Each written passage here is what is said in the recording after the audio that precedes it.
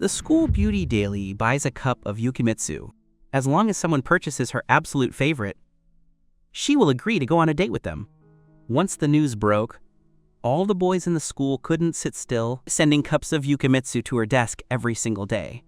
Yet she never even unwrapped the straws, tossing them all straight into the trash can, until yesterday, when you casually handed her your half-drunk bubble tea, and she actually chugged it all right in front of everyone. The entire classroom instantly fell silent. No one knew that Kiyoyuki Shirakawa wasn't suddenly looking at you with new eyes.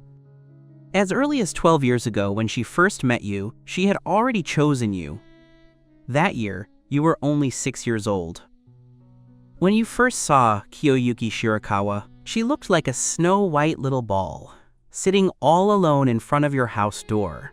With her head lowered, she didn't cry or throw a tantrum, giving no reaction no matter what you asked. Thinking she was just like you, a child abandoned by her parents, you reached out your hand to her. "It's cold outside. Come into my house first." Kiyoyuki Shirakawa slowly raised her head, those light red eyes staring at you for a long time, before finally placing her little hand into your palm. Back then, you had absolutely no idea that the moment you pulled her through the door, the Shirakawa family, who had just moved into the villa area, had already fallen into complete chaos.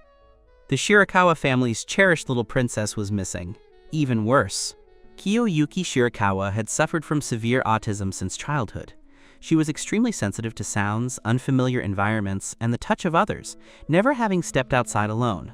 Mr. Shirakawa locked down the entire villa district, leading everyone to search house by house. Just as he was about to lose his mind from anxiety, he suddenly noticed a faint light coming from a house in the distance. That house was supposed to be empty. Mr. Shirakawa approached quietly, peeking inside through the unclosed gap in the door, and froze on the spot in the very next second.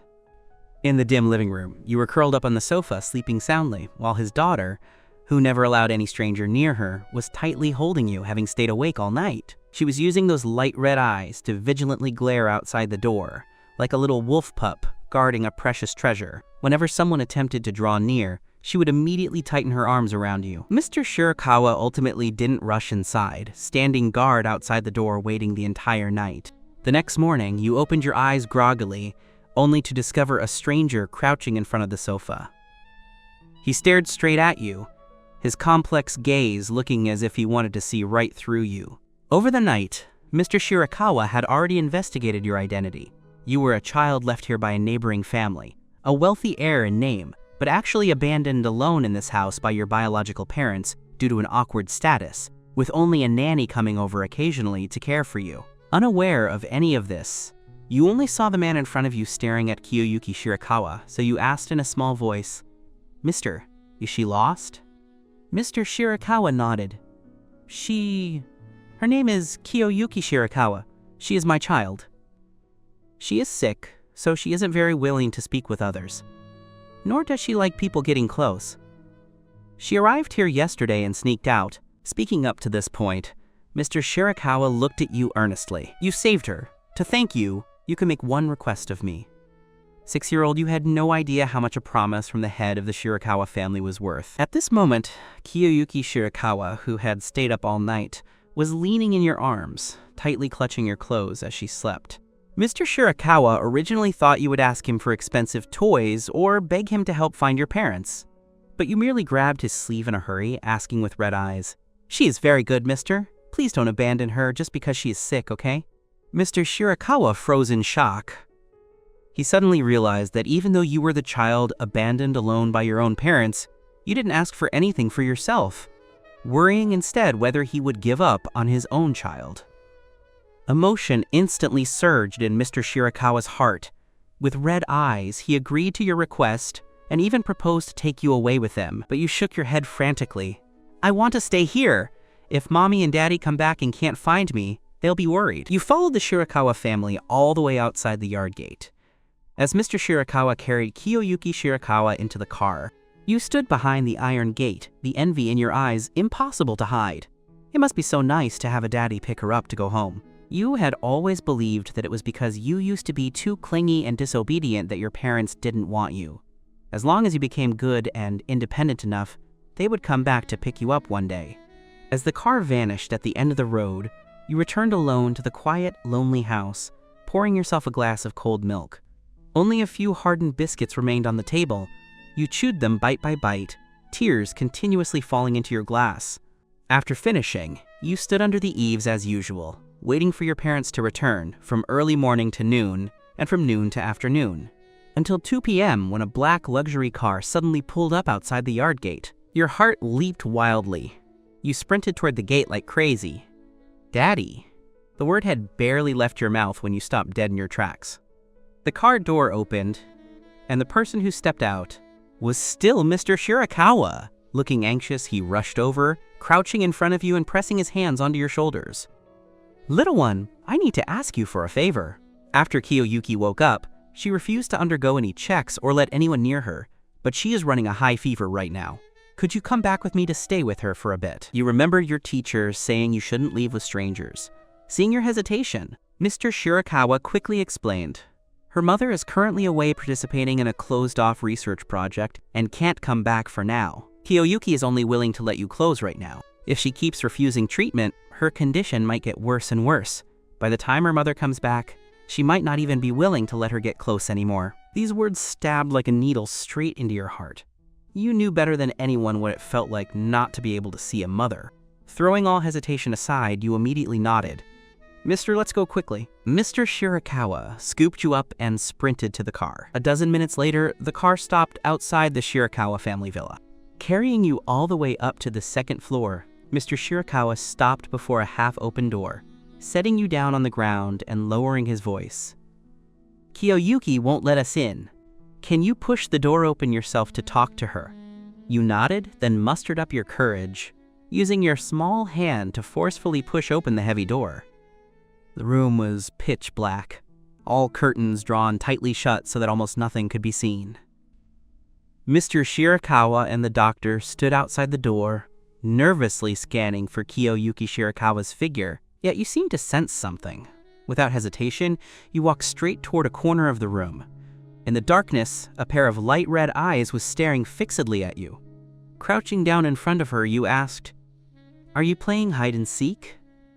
Kiyoyuki Shirakawa didn't answer, but you gave her a smile.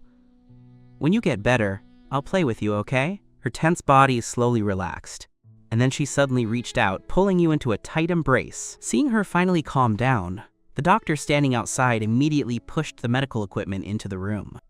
The sudden influx of strangers and icy instruments startled you, making you subconsciously want to hide behind Kiyoyuki Shirakawa. Sensing your fear, Kiyoyuki Shirakawa's arms tightened around you abruptly. Raising her head, her light red eyes vigilantly scanned everyone in the room, especially the child psychologist standing at the very front. A well-known autism specialist in the industry who was currently looking at you as if he had finally found the breakthrough he had sought for years. The test results came out quickly. Kiyoyuki Shirakawa was merely running a fever, with no other serious issues. The medicine slowly dripped down the IV tube, containing a small amount of sedatives to help her rest. Yet even so, she slept extremely restlessly. The moment you moved even slightly, she would instantly snap awake, scanning her surroundings with a watchful gaze. Mr. Shirakawa tried several times to pull you out of her arms, but every time his hand drew near, Kiyoyuki Shirakawa would immediately open her eyes. In the end, she simply held you tightly like a giant plush doll, only willing to close her eyes once she was certain you wouldn't leave. You were naturally sensitive to the cold, while Kiyoyuki Shirakawa was warm like a little heater. The only uncomfortable part was that she held you far too tightly. Looking at Mr. Shirakawa's apologetic eyes, you sensibly shook your head. Before long, you fell asleep leaning against her chest as well. It wasn't until both of you were sound asleep that Mr. Shirakawa finally breathed a sigh of relief, quietly stepping out of the room. Outside, the psychologist had been waiting for a long time. Before Mr. Shirakawa could even ask, the doctor spoke up first. Before this boy appeared, I only had a 10% confidence in helping the young lady gradually accept the outside world, but now I have at least 70% confidence. Mr. Shirakawa's eyes lit up instantly, but the psychologist frowned, asking, "Has the young lady ever met this child before?" Never. The doctor was completely stunned, only speaking in a half-joking manner after a long pause. To form such a strong sense of security and dependency upon a first meeting, Could it truly be a bond forged in a past life? When you woke up again, you were awakened by hunger. As soon as you opened your eyes, you bumped right into Kiyoyuki Shirakawa's light red eyes. She seemed to have been awake for a long time, staring at you without moving an inch. Regaining your composure, you asked in a small voice, "Are you feeling better?" Kiyoyuki Shirakawa gave no reaction, so you advised her like a little adult. "Your mommy and daddy love you very much. Be good and accept the treatment from now on, okay? I have to go home now."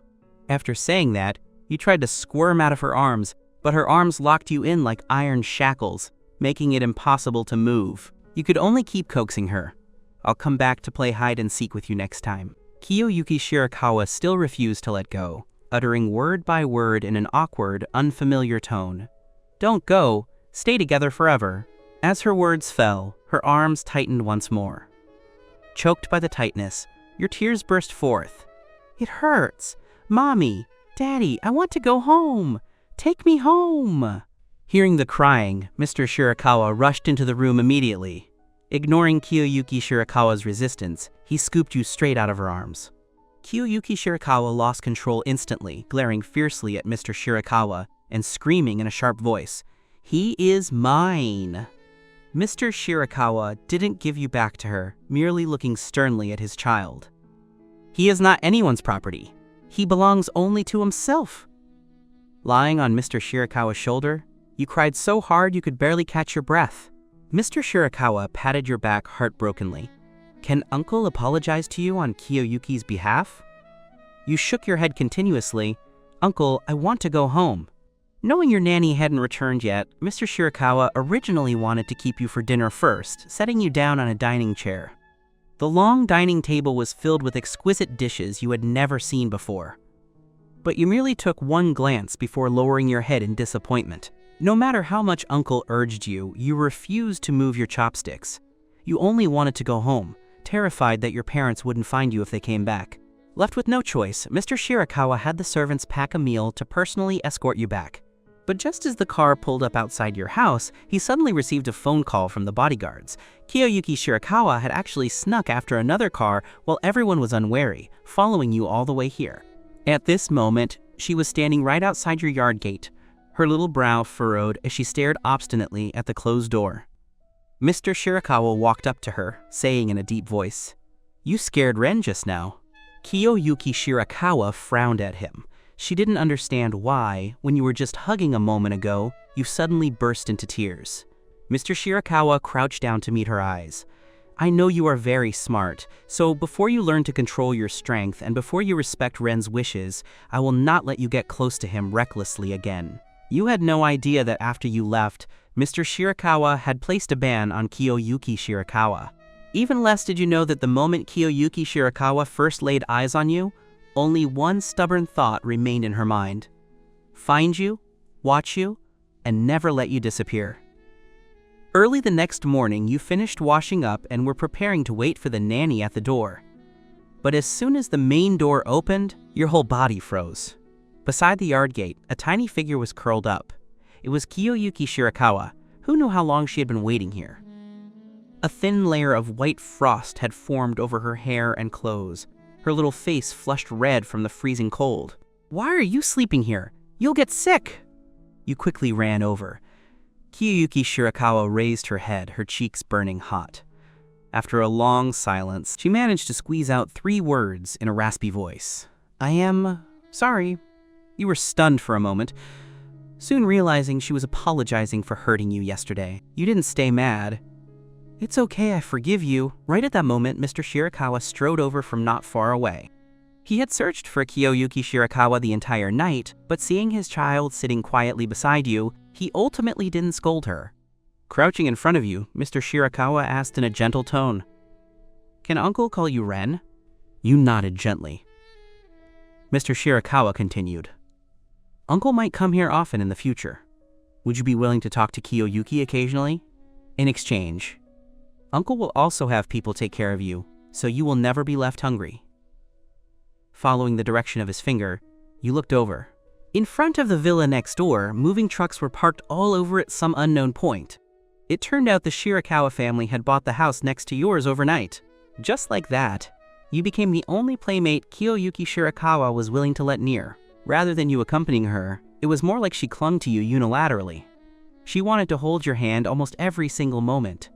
As long as you hesitated even slightly, she would stare at you pitifully with those light red eyes, until you inevitably softened your heart. Before long, you grew hungry. Having only had a few biscuits in the morning, you weren't full at all. Right then, a servant brought over a plate of delicious pastries. You picked up a piece and took a bite, your eyes lighting up instantly. After finishing one, you wanted to keep eating, but remembering this wasn't your own home, you felt embarrassed to reach out on your own. In the next second, a small pastry was handed right to your lips. Kiyoyuki Shirakawa was staring at you intently. You reminded yourself in your heart that you couldn't eat anymore, but you were just too hungry, ultimately lowering your head to eat it bite by bite from her hand. You silently told yourself this was the last piece, but every time you finished, Kiyoyuki Shirakawa would immediately pick up another. By 12 p.m., when Mr. Shirakawa came over to call you for lunch, you were so guilty you wished you could crawl under the table. Mr. Shirakawa thought you were just shy in an unfamiliar environment, gently urging you to eat more. These are all rewards for accompanying Kiyoyuki. No need to be polite. You shook your head repeatedly. But before you could explain, Kiyoyuki Shirakawa had already picked up a large chicken leg with her chopsticks, skillfully delivering it to your mouth. You blinked, then gave a guilty hiccup, looking at you and then looking at the plate on the table with more than half the pastries missing. Mr. Shirakawa understood everything instantly, feeling both amused and helpless. In the afternoon, Kiyoyuki Shirakawa officially began receiving psychological intervention. The doctor laid out a picnic mat on the lawn, planning to use your presence to guide her into gradually adapting to the outside world. You sat beside Kiyoyuki Shirakawa the entire time. Although she still disliked that doctor, she unexpectedly cooperated with all the arrangements because you were present. A child's energy was limited after all. After playing for a while, you became so sleepy you couldn't keep your eyes open, yawning constantly. Before long, you fell asleep leaning on Kiyoyuki Shirakawa's shoulder. Sensing that you had fallen asleep, Kiyoyuki Shirakawa's originally soft expression suddenly went cold. Raising her eyes, her gaze passed over your sleeping form, locking firmly onto the psychologist not far away. Seeing today's treatment had concluded, the doctor prepared to leave quietly. But the moment he stood up, he met Kiyoyuki Shirakawa's light red eyes. That gaze was icy and vigilant, not looking like a 7-year-old child's eyes at all. The doctor's scalp went numb from being stared at. It wasn't until his figure completely vanished that Kiyoyuki Shirakawa slowly withdrew her gaze. In your sleep, you unconsciously let go of her hand. Kiyoyuki Shirakawa glanced down, her brows immediately furrowing. Using her right hand, she lifted your hand and placed it back into her left hand, then tightened her fingers so you were holding hands tightly once again. Only after finishing all this did she reveal a satisfied, subtle smile. Never apart, you slept until evening, eventually woken up by Uncle. Rubbing your eyes, you called out groggily, "Uncle!" Uncle smiled and responded to you, but seeing you smile at someone else, Kiyoyuki Shirakawa's face darkened instantly. She didn't throw a tantrum, merely pursing her lips tightly and gripping your hand even harder. After dinner, a male servant took you to the guest room to wash up, while Kiyoyuki Shirakawa crouched outside the door with her ears perked up, listening to the noises inside. She was terrified you would suddenly disappear from her world again like last night. When you came out after changing into pajamas, she immediately followed. Kiyoyuki Shirakawa had thought you would stay here to accompany her tonight as well, but you walked to the door, smiling and waving at her. "Kiyoyuki, goodbye! I'll come over to play with you after school tomorrow." Kiyoyuki Shirakawa didn't know what after school meant. She only saw that you were smiling happily. Though reluctant in her heart, she still learned from your actions and raised her hand. "Goodbye!" Watching you get carried away by the male servant, she secretly remembered what you said. Tomorrow, she must definitely go wait for you at the door even earlier. As a result, at 4:30 a.m. the next morning, Mr. Shirakawa was woken up by his child. Father and daughter sat in the living room, staring blankly at each other. Mr. Shirakawa rubbed his aching temples. "It's too early right now, Ren hasn't woken up yet." But Kiyoyuki Shirakawa asked earnestly, "Why can't Kiyoyuki go to kindergarten with him?" Mr. Shirakawa rejected it without a second thought. "No!" Kiyoyuki Shirakawa's brows furrowed instantly. "Why?" A regular kindergarten is not suitable for you right now, Mr. Shirakawa explained patiently. There are many people there, and it will be very noisy. Before the doctor confirms you can adapt, you cannot go rashly. More importantly, he was worried about you. You had an outgoing personality in kindergarten, always surrounded by a crowd of children. With Kiyoyuki Shirakawa's possessiveness over you, once she saw you holding hands and playing with other children, no one knew what she might do. A flash of anxiety crossed Kiyoyuki Shirakawa's face, but she quickly forced herself to calm down. Looking up at her father, she asked word by word, "What do I need to do to go to kindergarten with Ren?" Mr. Shirakawa raised an eyebrow. An opportunity had come. Cooperate with the doctor's treatment.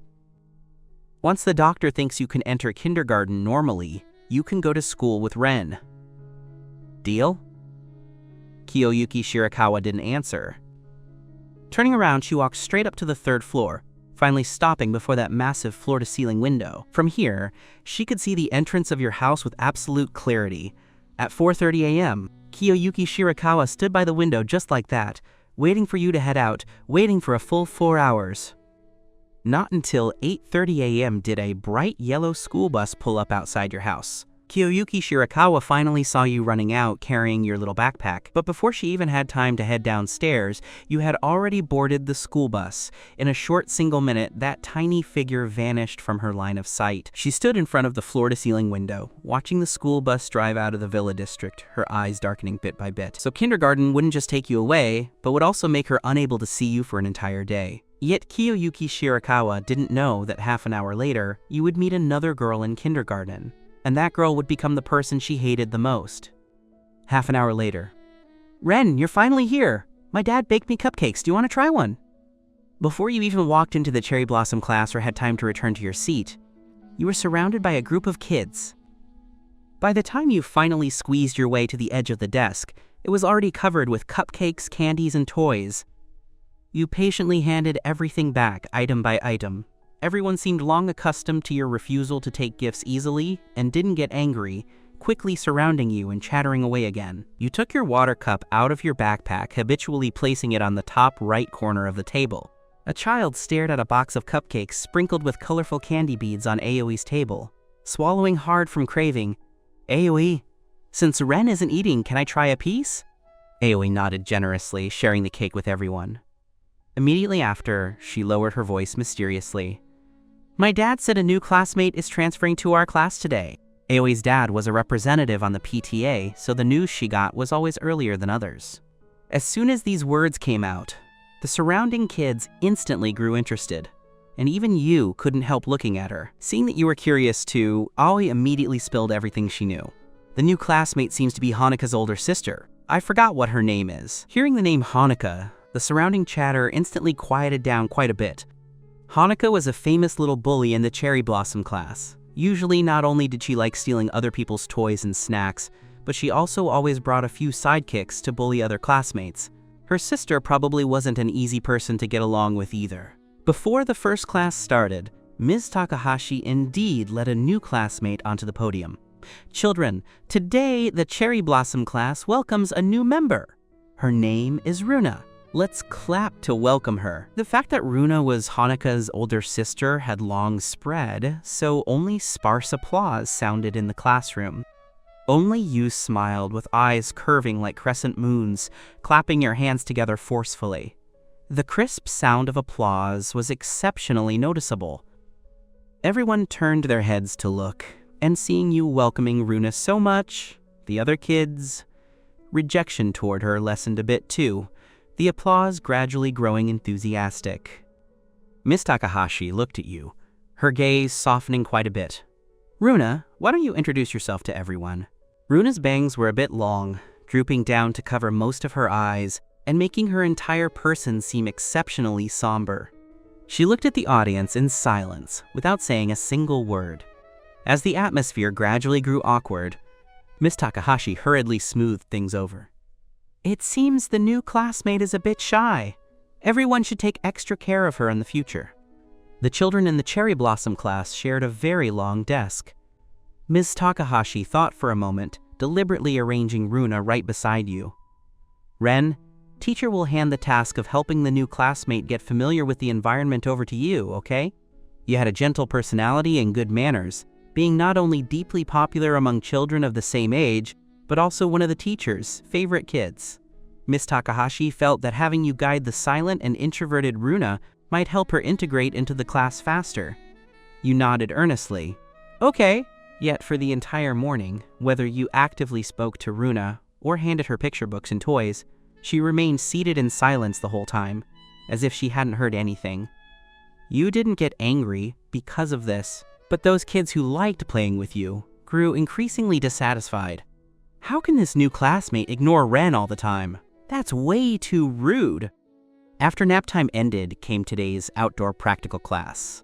The teachers had prepared many strawberry seedlings, intending to teach everyone to transplant them into small flower pots. The strawberry seedlings on the small handcart were lush and green, with a few even having bloomed little white flowers. The children lined up to receive their strawberry seedlings, quickly forming a queue. Only Runa still sat in her original spot alone, out of place with her surroundings. Looking at her, you suddenly remembered Kiyoyuki Shirakawa, whom you had just met last Friday. Would staying home alone be very lonely for her too? Soon it was your turn to receive a strawberry seedling. You raised your head to ask Miss Takahashi. Teacher, can I also help take one pot for Runa? Of course you can. During transportation, a few strawberry seedlings had been accidentally crushed and damaged. Among them, the most severely damaged one had over half of its branches and leaves broken off, barely recognizable as to whether it could still survive. The teachers originally prepared to throw these damaged strawberry seedlings away, but you picked a pot with the best growth first, and then scooped up that most severely injured seedling. Miss Takahashi hurriedly reminded, Ren, there are still plenty of intact strawberry seedlings. No other kids will be left without one. You tilted your head, a faint smile surfacing at the corners of your lips. I know, but I just want this one. Even if it isn't perfect, it shouldn't be thrown away so carelessly. Ms. Takahashi was stunned for a moment and didn't persuade you further. Placing the strawberry seedling with the best growth in front of Runa, you yourself held that severely damaged seedling, earnestly studying how to save it. Just as you sat down, Hanoka walked over, bringing 3 small sidekicks along. Ren, I don't allow you to help Runa. She had long found you disagreeable. It was one thing that you were popular with other kids, but even the teachers favored you, stealing almost all the spotlight she wanted. You gave her a baffled look, frowning gently. Hanuka raised her fist, threatening fiercely. If I see you helping her again, I'll beat you up every time I see it. A few girls behind her also clenched their little fists. Did you hear our boss's words? Although they were tyrannical, they were also afraid of the teacher. Seeing that the strawberry seedlings were almost done being handed out, the group was afraid of being discovered and quickly left. You looked at their backs lost in thought, but upon withdrawing your gaze, you discovered Runa was staring at you icily. You subconsciously touched your face. Is there dirt on my face? Stay further away from me. Runa finally opened her mouth, her voice cold without a trace of warmth. I don't care for your charity kindness. Anyway, everyone who was good to her would eventually take back that kindness. Since it was destined to be lost, it was better not to have it from the very beginning. The teacher soon began explaining the transplantation method. With the teacher's help, the children planted the strawberry seedlings into flower pots, pasted labels written with their names on them, and arranged them neatly on the outdoor racks. Everyone lined up to wash their hands. You originally prepared to leave as well, but saw Miss Takahashi pushing away the remaining strawberry seedlings. Miss Takahashi! Hearing you call her, Miss Takahashi stopped her footsteps, bending down to ask, Ren, what's wrong? You pointed at those broken seedlings on the handcart. Are these going to be thrown away? Intact surplus seedlings could be planted into flower beds, but for the several severely damaged ones, if no one took careful care of them, they would mostly wither very soon. Miss Takahashi nodded. You blinked. Then can you give them to me? You want to take them home to plant? Miss Takahashi smiled. Of course you can, but they might not necessarily survive. It didn't matter. Even if they ultimately couldn't be saved, you still wanted to give it a serious try. Miss Takahashi then handed the several seedlings over to the school bus driver in advance, preparing to give them to you at dismissal time. Because of being delayed for a bit over this matter, By the time you arrived at the restroom at the end of the hallway, most of the kids had already returned to the classroom. Bang! A loud noise suddenly came from behind, followed immediately by the sound of glass crashing onto the ground. Staring with wide eyes from being startled, before you even had time to turn around, Hanukkah's domineering voice came from inside. When the teacher comes later, you say you broke the window. Did you hear me? Beside the public washing sink, Runa looked at her with a gloomy gaze. Runa, are you a mute? Hanukkah hated this appearance of her saying nothing the most. A sidekick persuaded from the side. Boss, there's only a few of us at the scene. As long as everyone says Runa broke it, it's useless, even if she doesn't admit it. Hanukkah felt it made sense, raising her chin triumphantly. You'd better be sensible. Saying that, she led a few sidekicks, preparing to leave. Just after turning the corner, several people saw you standing there. Hanukkah's face instantly changed. How much did you hear? You pressed your lips tightly together. All of it. Anyway, threatening one was threatening, and adding you made no difference either. Hanukkah closed in a few steps forward. Then you'd better obey me. Otherwise... Before her words were finished, the teacher's anxious inquiry came from not far away. What happened? Is anyone hurt? Hearing the sound of shattering glass, several teachers rushed over at the first moment. Hanukkah immediately lied first to accuse the innocent. It's Runa! She was playing ball beside the washing sink just now and accidentally broke the window. Usually, the ones who loved causing trouble the most in the entire kindergarten were Hanukkah and her sidekicks. The teachers naturally wouldn't listen to her side of the story alone. Ms. Takahashi looked at you, softening her voice to ask, Ren, can you tell teacher what happened just now? Hanukkah immediately cast a threatening gaze at you. Right at this moment, Runa walked out from inside. I broke it. The teachers were stunned, altogether feeling things were a bit strange, yet Runa was already long accustomed to taking the blame for Hanukkah. No matter what the truth was, the people at home would always ultimately choose to believe Hanukkah. Not true. Your expression was earnest, your voice exceptionally firm. Hanukkah broke the window. She even threatened Runa to make Runa take the blame for her. Runa turned her head abruptly to look at you. Didn't I tell you not to meddle in other people's business? You ignored her, merely continuing to look at the teacher. Hanukkah had been tyrannical since young. How could she bear someone exposing her to her face? Furious, she rolled up her sleeves and charged up, wanting to push you. Hanukkah! Miss Takahashi barked sternly at her. We will tell your mother today's matter in full detail. Hearing the word mother, Hanukkah, who had been fearless of heaven and earth just now, instantly deflated. Ms. Takahashi turned her head to say to you, Ren, you take the new classmate back to the classroom first. Today's snacks are being handed out in class. You nodded obediently.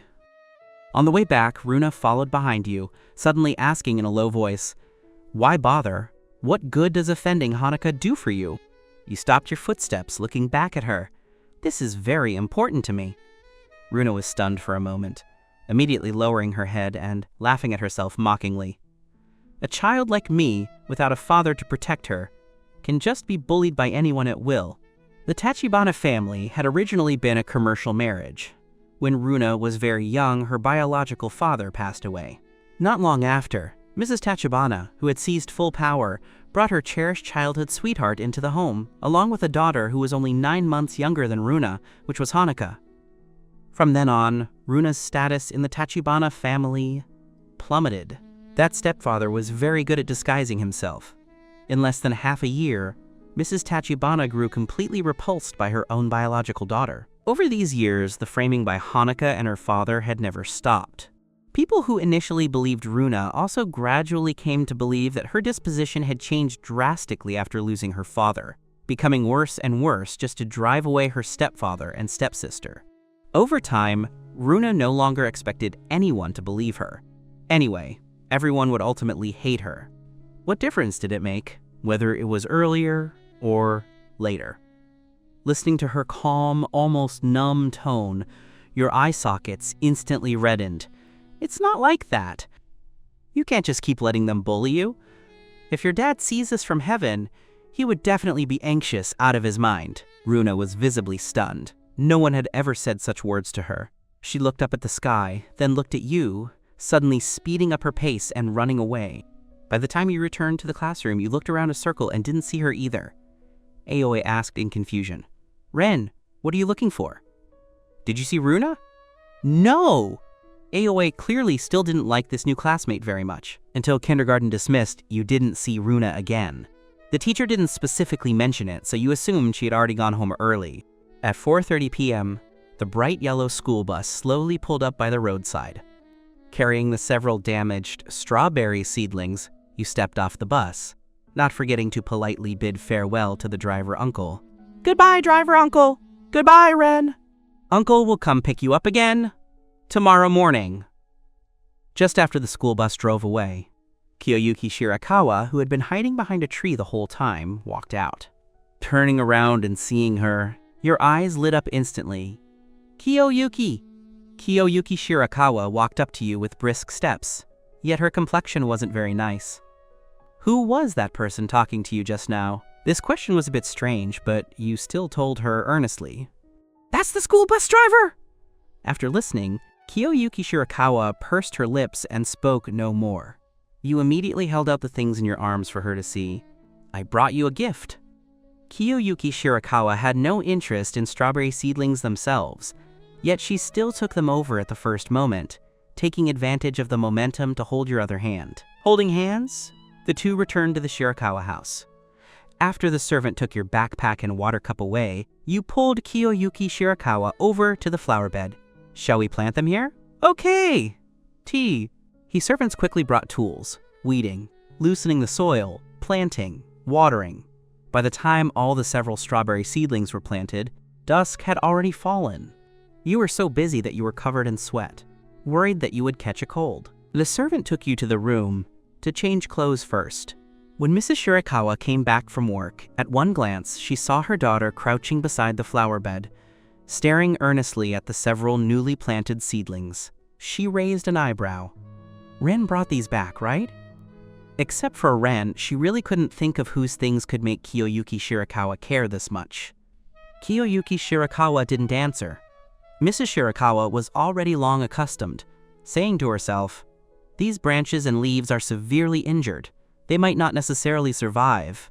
Kiyoyuki Shirakawa turned her head abruptly. "How can we make them live?" "Take good care of them, Kiyoyuki." Shirakawa looked back at the strawberry seedlings. If they died, you would definitely be very sad. She remembered your previous crying appearance again, her chest suddenly feeling a bit tight. After dinner, you and Kiyoyuki Shirakawa leaned close together reading picture books. You read earnestly, but she didn't put a shred of mind on the book at all, only staring down at the two hands held together. After a long while, she suddenly asked, "Does anyone in kindergarten hold your hand like this too?" You nodded. Kiyoyuki Shirakawa's face instantly darkened. "Held it many times?" Sensing that she seemed a bit unhappy, you hesitated for a moment but still nodded. "A lot of people?" You nodded once more. "Very good." Kiyoyuki Shirakawa took a deep breath, trying hard to maintain composure. "Tell me everything that happened in kindergarten today." You were instantly struck by realization, so Kiyoyuki Shirakawa was unhappy because she couldn't go to kindergarten. In order to make her like kindergarten, you immediately talked about everything that happened today with beaming smiles, from Aoi giving cupcakes to Runa transferring schools, to you testifying for Runa, almost covering every detail big and small. You talked with high spirits, yet didn't know that after listening, Kiyoyuki Shirakawa was so angry her lungs were about to burst. In the following few days, you gradually developed the habit of telling her about kindergarten life every day after school. Without even realizing it yourself, you began looking forward to going home every day. In the past, in order not to be late, you would set several alarm clocks in advance. Now it wasn't needed anymore. Every morning, Kiyoyuki Shirakawa would come on time to wake you up, holding your hand to eat breakfast together, and then personally sending you onto the school bus. In the afternoon at dismissal, as soon as the bus door opened, the first person you saw was always her too. She would take your backpack and water cup and then hold your hand to walk home together. On a certain early morning, Mrs. Shirakawa rarely had free time, and it happened to be raining, so she accompanied Kiyoyuki Shirakawa to send you onto the bus together. Looking at the adult and child standing beside you, The teacher asked with a smile, "Ren, are your mom and older sister sending you to school together today?" Hearing the word mom, you were suddenly stunned, the tip of your nose feeling inexplicably sour. Mrs. Shirakawa knew you had a deep obsession with your biological parents, so she didn't falsely claim this title, merely explaining gently, "I am Ren's auntie." The teacher hurriedly apologized. Once you sat safely on the school bus, Mrs. Shirakawa stood in the mist, waving her hand at you. "Ren, Kiyoki, and I will wait for you to come home at home." Home? Did you have a home again, too? You sniffed your nose and nodded forcefully. "Goodbye, Auntie. Goodbye, Kiyoyuki." In the afternoon, Mrs. Shirakawa and Kiyoyuki Shirakawa were still standing by the roadside to pick you up. It had been raining all day, and a shallow layer of water had accumulated along the street. The moment you stepped onto the school bus's stairs, Mrs. Shirakawa reached out and picked you up. "There are puddles on the ground. If your shoes get wet, you'll easily catch a cold. How about Auntie carries you back?" The instant you drew close to her embrace, your body noticeably froze. In your memory, your mother's embrace seemed to be just like this, warm and reliable. A layer of water mist floated into the depths of your eyes as you whispered in a low voice, "When my mom hugged me, it was as warm as Auntie, but I won't ever be able to feel it again in the future." Mrs. Shirakawa placed you under the eaves. Without probing further, she merely squatted down and gently rubbed your hair, though she only dared to rub it once, because beside her, Kiyoyuki Shirakawa was currently darkening her face, staring at her coldly. As the winter break drew near, the Cherry Blossom class welcomed another new classmate. When the teacher stood on the podium to announce, "Children, this semester we welcome our second new member. His name is Kiyoyuki Shirakawa." But Kiyoyuki Shirakawa, who was supposed to enter through the door behind the teacher, was already sitting by your side at this moment. Pinching a small piece of pastry in his hand, he asked you patiently, "You only ate a small half. Do you not want to eat any more?" You shook your head stickily. "Then drink a little water?" A few nights ago, because you ate an extra half piece of rice cake and suffered indigestion, your appetite had been poor recently, and today you hadn't even eaten breakfast. Kiyoyuki Shirakawa furrowed his brows and handed the water bottle to your lips. Not until you drank 2 small mouthfuls did his tense expression relax slightly. Just as he put down the water bottle, he looked up and discovered the entire class was looking at him. Especially Runa, sitting on your right, the disdain in her eyes almost impossible to hide. "Is this the Runa you've been repeatedly mentioning these past few days?"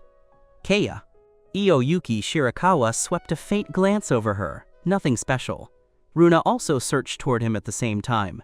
The two exchanged glances for a second, then rapidly moved their gazes away as if both had seen something disgusting.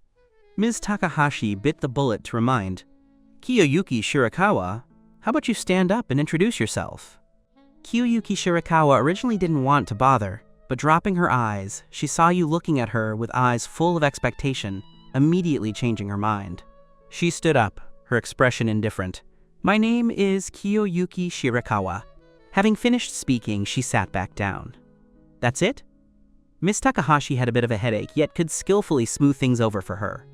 This new classmate's identity was far from ordinary. As early as 3 days ago, the principal required all teachers to report for work in advance, and the kindergarten inside and out underwent a thorough cleaning, solely to welcome the Shirakawa family's child and her parents. On Kiyoyuki Shirakawa's first day at kindergarten, she almost completely monopolized you, not allowing anyone else to approach at will. This arbitrary behavior quickly aroused dissatisfaction among all the kids in the Cherry Blossom class, especially Aoi. In just one morning, she ran to report to Miss Takahashi 4 times, every single time about Kiyoyuki Shirakawa, listening until her head grew twice its size. Ms. Takahashi could only personally walk over. At that time, Kiyoyuki Shirakawa was standing at the entrance of the restroom waiting. "Kiyoyuki Shirakawa, why don't you let other kids play with Ren?" Kiyoyuki Shirakawa lifted her eyelids, spitting out 2 words coldly. "He's mine." Ms. Takahashi didn't react for a moment. Coincidentally, you walked out from inside the restroom. Kiyoyuki Shirakawa immediately went up to meet you, adjusting the faucet to warm water and skillfully rolling up your sleeves, after confirming the water temperature was appropriate. She then grabbed your hand and placed it under the stream of water to wash carefully. "Is it cold?" It's fine. After washing hands, she took out her small handkerchief again, wiping the water drops off your hands dry bit by bit. Not until preparing to return to the classroom did she discover Miss Takahashi was still standing beside them. Miss Takahashi, what are you doing here? Kiyoyuki Shirakawa turned her head instantly, her gaze staring at Miss Takahashi heavily. Confronting her gaze, Miss Takahashi unexpectedly came up with a random excuse under some strange influence. You didn't suspect anything, nodding obediently. Then let's go back first. Goodbye, Miss Takahashi. Watching the backs of you two leaving hand in hand, only then did Miss Takahashi understand in hindsight that Kiyoyuki Shirakawa's 2 words just now meant you belonged to her, so she wouldn't allow anyone else to approach you. Thinking up to this point, Miss Takahashi's expression gradually grew stern. Today's lunch for the Cherry Blossom class was celery beef, lotus pond stir-fry, and rib kelp soup. Other kids were all eating attentively. Only Kiyoyuki Shirakawa held a small spoon, feeding you spoon by spoon. Seeing the carrot in the spoon, you immediately shook your head. Don't want carrots? Not eating carrots? Kiyoyuki Shirakawa picked the carrot to the side, coaxing again. How about taking another bite of beef? You obediently ate a bite, then refused to open your mouth again. Taking advantage of you lowering your head to drink soup, Kiyoyuki Shirakawa began resolving her own lunch. After finishing, she then naturally ate up your remaining food. Ms. Takahashi watched from the side with twitching eyelids. Before Kiyoyuki Shirakawa came, you had always been the kid who required the least worry in class, who knew that on just her first day here, you had actually learned to be a picky eater. After lunch came nap time. The Cherry Blossom class had always separated boys and girls to sleep, with beds neatly arranged on both sides of the classroom. This time, you and Kiyoyuki Shirakawa had no choice but to separate. What made it even harder for Kiyoyuki Shirakawa to accept was that lying beside her was actually Runa. She looked at you, then looked at the distance glaring in between. Her complexion grew uglier and uglier. No way. After going back, she must earnestly study how to make it so you don't need to keep coming to kindergarten. Just as she grew more frustrated, the more she thought. You suddenly poked your head out from the other side and smiled at her. The dissatisfaction in Kiyoyuki Shirakawa's heart instantly dissipated by more than half. Forget it. As long as she can still see you, these 30 minutes don't seem that hard to endure. Sleeping was impossible, however. Lying on the pillow, she stared at you without blinking. The blanket covered most of your body, revealing only a fluffy head. No matter how Kiyoyuki Shirakawa looked, she felt it was cute. In the next second, Ms. Takahashi moved a chair to block in front of her. Close your eyes and sleep! Kiyoyuki Shirakawa paid no mind at all. But if she didn't close her eyes, Ms. Takahashi would stay standing in her original spot the whole time. After a moment of stalemate, she could only ungracefully close her eyes. Ms. Takahashi stood for a while longer before quietly leaving.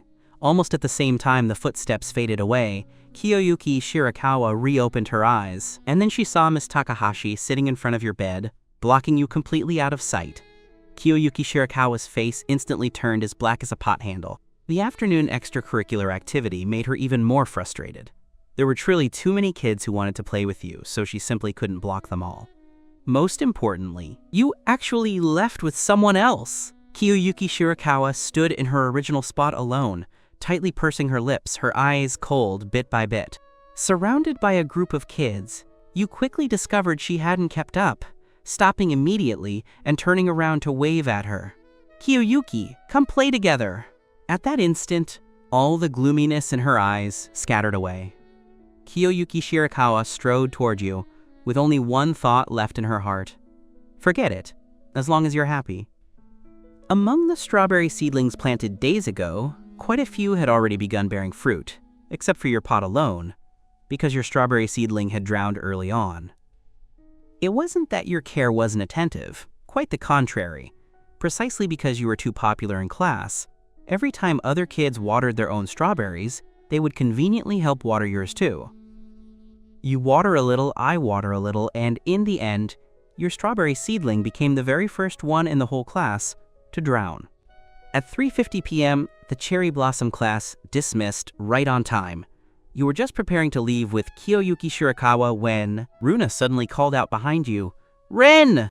Turning back in surprise, Runa handed her own strawberry potted plant over.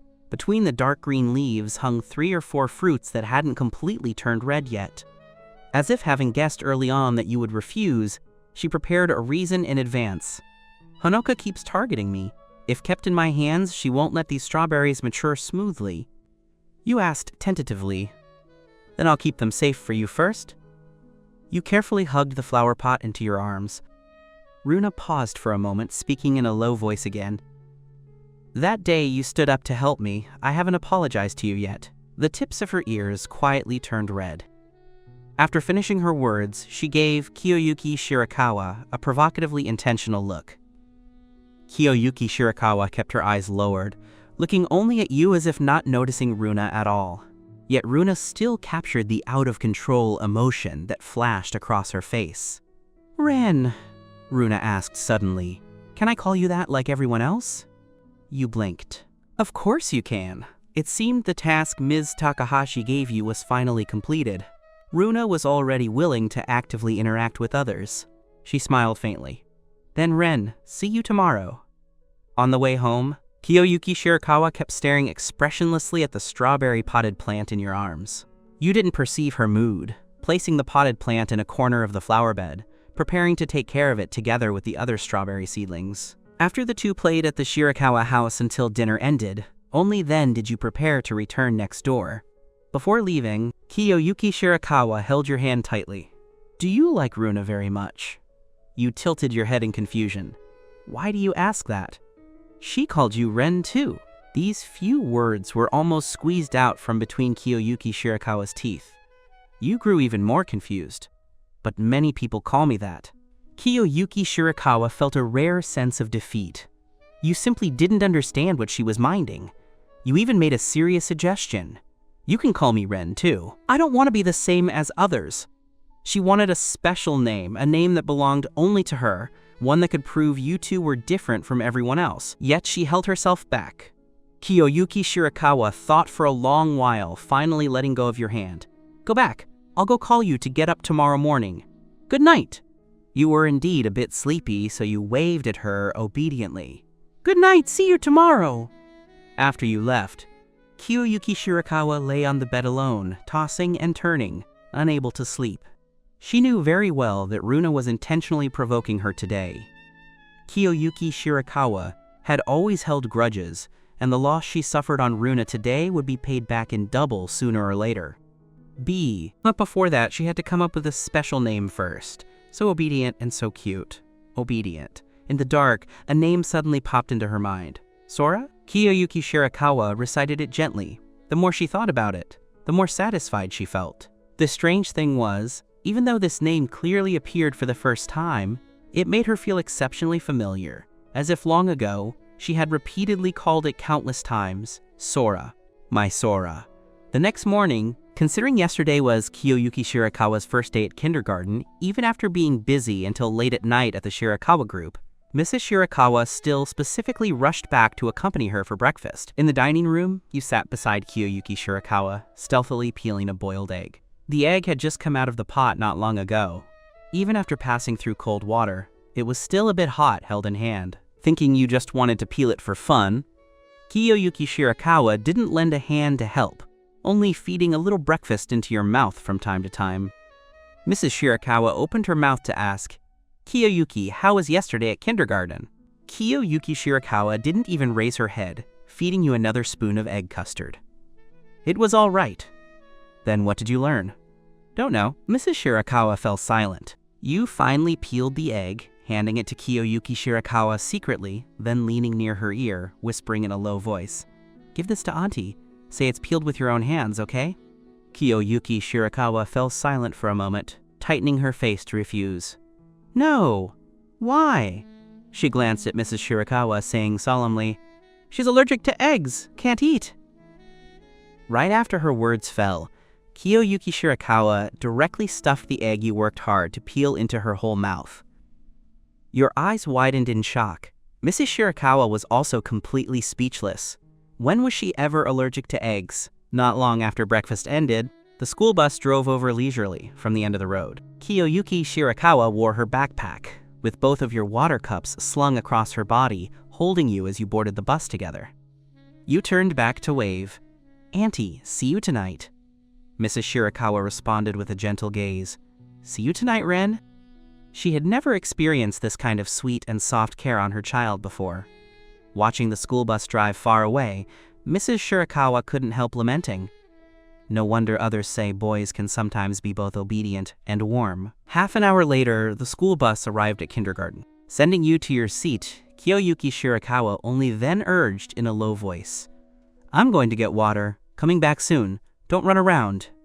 The hot water dispenser was placed in the neighboring teacher's office to prevent children from touching it by mistake. You blinked. "Let's go together." "No need." Kiyoyuki Shirakawa tightened her face. "I'm coming back right away." As soon as she left, Runa, who had been lying on the desk pretending to sleep the whole time, sat up straight, taking out a big, bright red apple from her backpack. "Ren, this is for you!" The apple was very big. You had to use both hands to barely hold it. You always felt that receiving gifts from others meant you should present something corresponding in return, but the former, you had nothing to give to everyone, so you rarely accepted things from others. Today was different, however. You smiled as you said thanks, placing the apple on the desk, then fishing out several fruit gummies coated in sour powder from your backpack. These candies were the reward given to you by a servant brother yesterday after you helped him do some work, handing them to Runa. Kiyoyuki Shirakawa came back after filling the water, and upon entering the door, saw you and Runa leaning together talking. Not knowing what Runa said, she actually teased you into laughing out loud. Kiyoyuki Shirakawa only felt this scene was exceptionally glaring. She returned to your side expressionlessly, and at a glance saw the apple on the desk. Just as she prepared to inquire, Runa spoke first. "Ren, the candy you gave is the best candy I've ever eaten." You tilted your head in surprise. "You like it that much?" Usually, Runa always had a look of disinterest toward everything. Thinking for a moment, you simply took out all the remaining candy in your backpack. "Then these are given to you too." "Thank you." Runa accepted the candy, looking at Kiyoyuki Shirakawa as if nothing had happened. Kiyoyuki Shirakawa's gaze cooled down instantly. She knew the origin of these candies. You cherished them very much and had been reluctant to eat them, yet shared them with her at the first moment after getting them. Precisely because you were reluctant yourself, Kiyoyuki Shirakawa had never really eaten them either. Who knew in the end it all benefited Runa? Suppressing the frustration in her heart, she suddenly spoke. "Sora!" This name was only formally told to you this morning. No one had ever called you this, so every time you heard it, you had to freeze for a moment before reacting. You turned your head to look at her. "What's wrong?" Runa clearly heard this special name too, her expression changing slightly. The frustration in Kiyoyuki Shirakawa's heart dissipated by quite a bit instantly. Pouring water of just the right temperature into the cup lid, she handed it to your lips. "Drink water." You drank the water obediently. Only 1 week remained until winter break, and the weather grew colder and colder. Quite a few kids in class asked for sick leave due to catching colds, so the teacher simply reduced lessons to let everyone engage in free activities. After finishing a paper cutting class in the morning, several kids came over to invite you to play together. You really wanted to go, yet thought about needing to accompany Kiyoyuki Shirakawa, inevitably feeling a bit hesitant. "Go ahead." Kiyoyuki Shirakawa actually spoke on her own initiative. You were a bit surprised. The past her was never this generous. She shook the red paper cutting in her hand. "Didn't understand just now. I want to ask Runa for guidance." You instantly felt at ease, leaving happily with the other children. Not until your back completely disappeared did Kiyoyuki Shirakawa slowly retract her line of sight, turning her head to look at Runa. "Now it's time to settle accounts." By the time you returned after playing, Kiyoyuki Shirakawa and Runa were already sitting in their respective positions as if nothing had happened. You didn't think much of it, asking Kiyoyuki Shirakawa with a smile. "Did you learn it?" She immediately displayed the window flower she had already cut out for you. You praised her for cutting it exceptionally well without holding back. Kiyoyuki Shirakawa's mood turned great from being praised, supervising you to drink another half cup of water. Only at this moment did you discover the apple on the desk was gone. You searched around, asking Kiyoyuki Shirakawa if she had seen it. She shook her head calmly, quickly changing the topic. "Does Sora like eating apples?" This was simply not a matter of liking it or not. That was a gift Runa gave you, and failing to keep safe, something given by others was truly too impolite. Seeing your disappointed expression, Kiyoyuki Shirakawa whispered, "Don't be sad. After going back, I'll find you a bigger and redder one, and can even cut it into the shape of a small rabbit." You pursed your lips and shook your head. Next, you searched the whole classroom several times and asked many classmates, yet still didn't find it. You could only return to your seat, pulling gently at Runa's clothes corner. "I'm sorry, I lost the apple you gave me." "It doesn't matter." Runa's voice was a bit cold. "It wasn't your fault anyway." Others might not know where the apple went, but Runa knew all too well. Turning her head, her gaze looked gloomily at Kiyoyuki Shirakawa, who was currently provoking her, her hand hidden beneath the desk, clenching tightly into a fist. "Because of the apple matter, you were downcast the whole day. After returning home, even while leaning against Kiyoyuki Shirakawa to read your favorite picture book, you still couldn't raise your spirits at all." Kiyoyuki Shirakawa hadn't forgotten her promise to prepare rabbit-shaped apples for you, but you had no appetite, only forcing down half a piece. In places you couldn't see, her expression grew colder and colder. Was the apple Runa gave you really that important?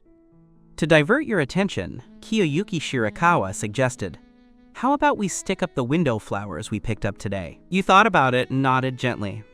Taking advantage of her going to get double-sided tape, you jumped off the sofa, preparing to find the window flowers first. Your backpack was empty, so the window flowers should have been stowed inside her backpack by Kiyoyuki Shirakawa.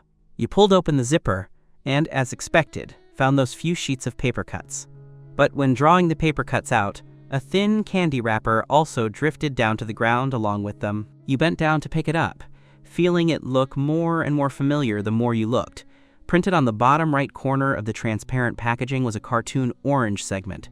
Among those soft candies the servant brother gave you, only one was orange-flavored, so you remembered it exceptionally clearly. But today, you had clearly given all the candies to Runa. Why would this candy wrapper appear inside Kiyoyuki Shirakawa's backpack? Just at this moment, Kiyoyuki Shirakawa returned holding the double-sided tape. "Sora?" Pinching the candy wrapper, you turned your head to look at her. "Why is this inside your backpack? And that apple, does Kiyoyuki really not know where it went?" Seeing the candy wrapper, she furrowed her brows slightly, a trace of vexation flashing across her face. "Sora, how about not accepting things sent by others? Whether it's apples or candies, as long as you want them, I can give them all to you." Kiyoyuki Shirakawa couldn't accept that the things you cherished actually came from someone else. You didn't answer, merely asking in a low voice, "Where is the apple?" With matters having reached this point, she also knew it was impossible to continue hiding it. "The trash can." You looked at her in disappointment. "Sora, don't be angry." Kiyoyuki Shirakawa slowly drew near, lowering her voice to coax you. "How about I prepare many apples for you?" You didn't speak, nor did you continue with the previously agreed-upon window flower pasting. No matter how she coaxed you, you merely sat on the sofa in silence. Kiyoyuki Shirakawa didn't understand. Wasn't it just an apple? Why was it worth you throwing such a big temper? As the sky gradually darkened, you jumped off the sofa with clumsy movements. "Kiyoyuki, goodbye. I'm going home first." Having finished speaking, you turned around and walked toward the main door. Kiyoyuki Shirakawa also didn't chase after you with a darkened face, merely watching you walk further away step by step until you vanished from sight. At 7 p.m., Mrs. Shirakawa finished her day's work and returned home. In the living room, there were no sounds of the two children leaning together to talk like on former days, appearing exceptionally quiet. She was somewhat surprised. "Kiyoyuki, where is Ren?" Kiyoyuki Shirakawa sat on the sofa with a darkened face without answering. Mrs. Shirakawa could only look at the servant, taking care of them nearby. Miss and young Master Ren seemed to have had a fight. After dinner was served on the table, Mrs. Shirakawa sent someone to the house next door again to ask if you wanted to eat together. Kiyoyuki Shirakawa was eating attentively on the surface, yet her ears had long been pricked up. Not long after, the servant returned to report. "Young Master Ren seems to have already fallen asleep." Mrs. Shirakawa thought for a moment. "Since he fell asleep, don't wake him up." Even though the dining table was merely short of one person, the atmosphere was unaccustomedly chilly. Kiyoyuki Shirakawa ate a few mouthfuls hurriedly, then returned to her room alone. Sitting on the carpet, she unwrapped the remaining candies one by one, stuffing them all into her mouth. "What kind of lousy candy? Not sweet at all." Clearly, she was the one who met you first. So why were you more biased toward Runa? After washing up, Kiyoyuki Shirakawa lay on the bed, staring at the ceiling in the dark, secretly deciding not to talk to you for 3 days. But would 3 days be too long? Then one day, that still seems a bit too long. Half a day should be about right. But if she didn't talk to you, wouldn't that just benefit Runa? No, seeing you tomorrow morning, she still had to open her mouth on her own initiative. Talking is one thing, but forgiving within a short time is absolutely out of the question, unless you admit your mistake to her first. Kiyoyuki Shirakawa considered her arrangement exceptionally reasonable, only then reluctantly closing her eyes. At 3 a.m., the entire villa was completely silent. Sleeping soundly, Mrs. Shirakawa suddenly felt someone gently push her. Opening her eyes groggily, she vaguely saw a tiny figure standing by the bedside, her heart nearly suffering a sudden arrest. In the next second, Kiyoyuki Shirakawa's awkward voice sounded, "Mom." After confirming it was her biological daughter, Mrs. Shirakawa let out a long sigh of relief, reaching out to turn on the bedside lamp. She continuously reminded herself in her heart, this is her biological child. She only has this one, and she carried her for 10 months painstakingly before giving birth to her. "What's the matter this late?" Mrs. Shirakawa sat up, rubbing her brow helplessly. A rare trace of expectation surfaced on Kiyoyuki Shirakawa's face. "Can you help me find someone?" At 3:07 a.m., the hardworking mother took her daughter and, accompanied by the housekeeper, knocked on a servant's room door. The servant, who was woken up, had a face full of confusion. At 3:12 a.m., Mrs. Shirakawa, Kiyoyuki Shirakawa, the housekeeper, and that servant all crowded into the surveillance room, pulling up the video recording from the afternoon of 2 days ago. Pausing the screen, several people surrounded the display, carefully identifying what flavors of candy the servant had given you previously. 1 orange flavor, 3 mango flavors, 2 cranberry flavors. After all flavors were confirmed, the servant found identical candies again and handed them to Kiyoyuki Shirakawa. Arriving before that familiar grand iron gate of your house, Mrs. Shirakawa couldn't help sighing. "Can't we really wait until daybreak?" Kiyoyuki Shirakawa didn't speak. Mrs. Shirakawa attempted to scare her. "Intruding into someone else's house without the owner's permission will get you arrested by the police." Kiyoyuki Shirakawa thought about it earnestly. "Can the police wait until I finish apologizing to Sora before arresting me?" Mrs. Shirakawa's eyelids twitched fiercely. In the end, with her help, Kiyoyuki Shirakawa still climbed into the yard. The door wasn't locked, so she pushed the door open and went inside very easily. Along the way, the apology words learned on the spot continuously echoed in Kiyoyuki Shirakawa's mind, but if you really asked her whether she realized her mistake, the answer was still negative.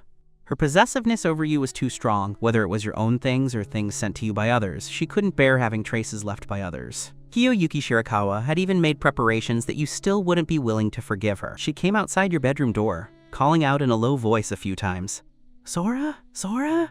Inside, there was no response from beginning to end. A burst of inexplicable panic suddenly surged in Kiyoyuki Shirakawa's heart. Calling out a few more times, there was still no movement.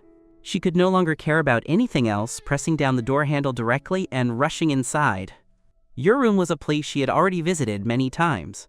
Kiyoyuki Shirakawa came to the bedside with familiar ease, reaching out to touch your forehead. It was scalding hot to the touch. Her complexion turned pale instantly. "Sora!" Very soon, the entire Shirakawa villa was brightly lit, and the pediatric doctor from the private hospital was also called over urgently. Kiyoyuki Shirakawa sat by the bedside, holding your hand tightly, her lips continuously trembling, yet unable to say a single word. Your cheeks were flushed red from the fever, the fine hair on your forehead wet with sweat, your whole person curled up inside the blanket, your breathing noticeably much faster than usual. "Kiyoyuki, don't be afraid. The doctor is already on the way," Mrs. Shirakawa comforted gently. Those who resided long-term at the Shirakawa house were mostly psychological intervention doctors. Regarding high fevers in children, they could only do simple treatments first. Kiyoyuki Shirakawa said nothing, her eyes staring fixedly at you. It was her fault. If she hadn't hidden the candy, if she hadn't thrown a temper at you, if she had gone to find you earlier at night, would this kind of thing not have happened? The doctor finally arrived, quickly completing the examination and treatment for you. After confirming your condition was temporarily stable, everyone only then let out a breath of relief. The doctor still reminded seriously. Fortunately, it was discovered in time. In this season, children wear thick clothes, so after moving around and sweating, you must dry them off and change clothes in time. Mrs. Shirakawa was also encountering this situation for the first time. Although Kiyoyuki Shirakawa needed long-term psychological intervention, her physical constitution had always been very good, rarely getting sick. The doctor took another careful look at your examination results. President Shirakawa. This child was likely premature, and very possibly only over 6 months old at birth. To be able to grow up safely until now, he must have been taken care of very attentively when little. Extra attention is needed in the future. Mrs. Shirakawa's brows furrowed tightly right away. She couldn't understand why your parents, having once gone through all the trouble to raise you, would leave you behind alone when you were 4 years old. Could there be other hidden details in between? Not until daybreak did your body temperature finally drop down gradually. Kiyoyuki Shirakawa stayed up the whole night without closing her eyes. She approached you carefully, her eye sockets rimmed red, her voice also bearing a tremor. "Sora, I'm sorry!" You moved suddenly, and Kiyoyuki Shirakawa asked nervously right away, "Where does it hurt?" In the next second, you sobbed in a low voice in your deep sleep. "Mom, Dad, don't leave me behind. Is it that I'm still not obedient enough?" The grievance, suppressed for a long time, seemed to finally find an outlet, tears continuously sliding down from the corners of your eyes. Kiyoyuki Shirakawa wiped them for you in a panic, her fingertips shaking. For the first time, she hated those parents she had never seen so intensely. Hearing the sound, Mrs. Shirakawa rushed over. "Kiyoyuki, hand Ren over to me!" Kiyoyuki Shirakawa subconsciously protected you, looking at her guardedly. Mrs. Shirakawa had a serious expression. "I have a way to soothe him." Hearing this sentence, Kiyoyuki Shirakawa only then let go slowly. Looking at her mother with a gaze almost begging for help, Mrs. Shirakawa gently picked you up together with the blanket, sitting by the bedside and patting your back rhythmically. As if sensing the familiar soothing in memory, the crying sound gradually grew weaker. Kiyoyuki Shirakawa tightly pursed her lips. Why did they leave Sora behind? Mrs. Shirakawa fell silent for a moment, only able to answer in a low voice. People are sometimes very complicated. Not long after your high fever dropped, it relapsed again. The remaining lessons at kindergarten naturally couldn't continue, so Mrs. Shirakawa simply requested leave for both you and Kiyoyuki Shirakawa. In deep winter, your body tossed and turned for more than 10 days. Every day, Kiyoyuki Shirakawa guarded by your side at all times, like facing some major event. During this period, you lived in the Shirakawa house the whole time. To be precise, living in Kiyoyuki Shirakawa's room. Once, you only opened the window a slit, and she immediately charged over to close it. "Cold or not?" Kiyoyuki Shirakawa asked while reaching out to feel your forehead. You coughed gently twice, your nasal tone heavy. "The room is a bit stuffy. Want to get some air." "How about talking after getting better?" Although you really wanted to breathe a little fresh air right now, in order not to make her worry, you still nodded obediently. "Okay." The doctor performed a comprehensive examination for you and even issued a very detailed doctor's order ranging from diet to daily activities. On the printed paper, it was filled with phonetic notations and simple annotations. When Kiyoyuki Shirakawa had nothing to do, she would take it out to read through, deeply afraid of missing any single rule. One day, when Mrs. Shirakawa came back from work, she happened to see Kiyoyuki Shirakawa supervising you to drink water. You licked your lips, saying in a low voice that you couldn't drink anymore. Looking at the remaining half cup of water in the cup, Kiyoyuki Shirakawa immediately furrowed her brows, saying fiercely, "No!" Seeing Mrs. Shirakawa out of the corner of your eye, like seeing a life-saving straw, you jumped off the sofa and ran over. "Auntie, you're back!" Mrs. Shirakawa picked you up with a smile, feeling your forehead skillfully. "Does Ren still feel unwell today?" You shook your head, asking back, "Is Auntie tired from work today?" "Only a little bit." You thought about it earnestly. "Then how about I massage Auntie's shoulders?" The adult and child talked with soft voices. while Kiyoyuki Shirakawa, holding the water cup, stood nearby, tightening her face without making a sound. By the time Mrs. Shirakawa sat on the sofa preparing to enjoy her small hand massage, Kiyoyuki Shirakawa rapidly squeezed over again, expressing that she could too. 1 second, Mrs. Shirakawa was enjoying the warm scene of children surrounding her, and the next second her expression began to distort. This child's hand strength is truly not small. Because of being sick, you almost didn't go out the door the whole winter. The closer it got to the new year, the busier Mrs. Shirakawa's work became.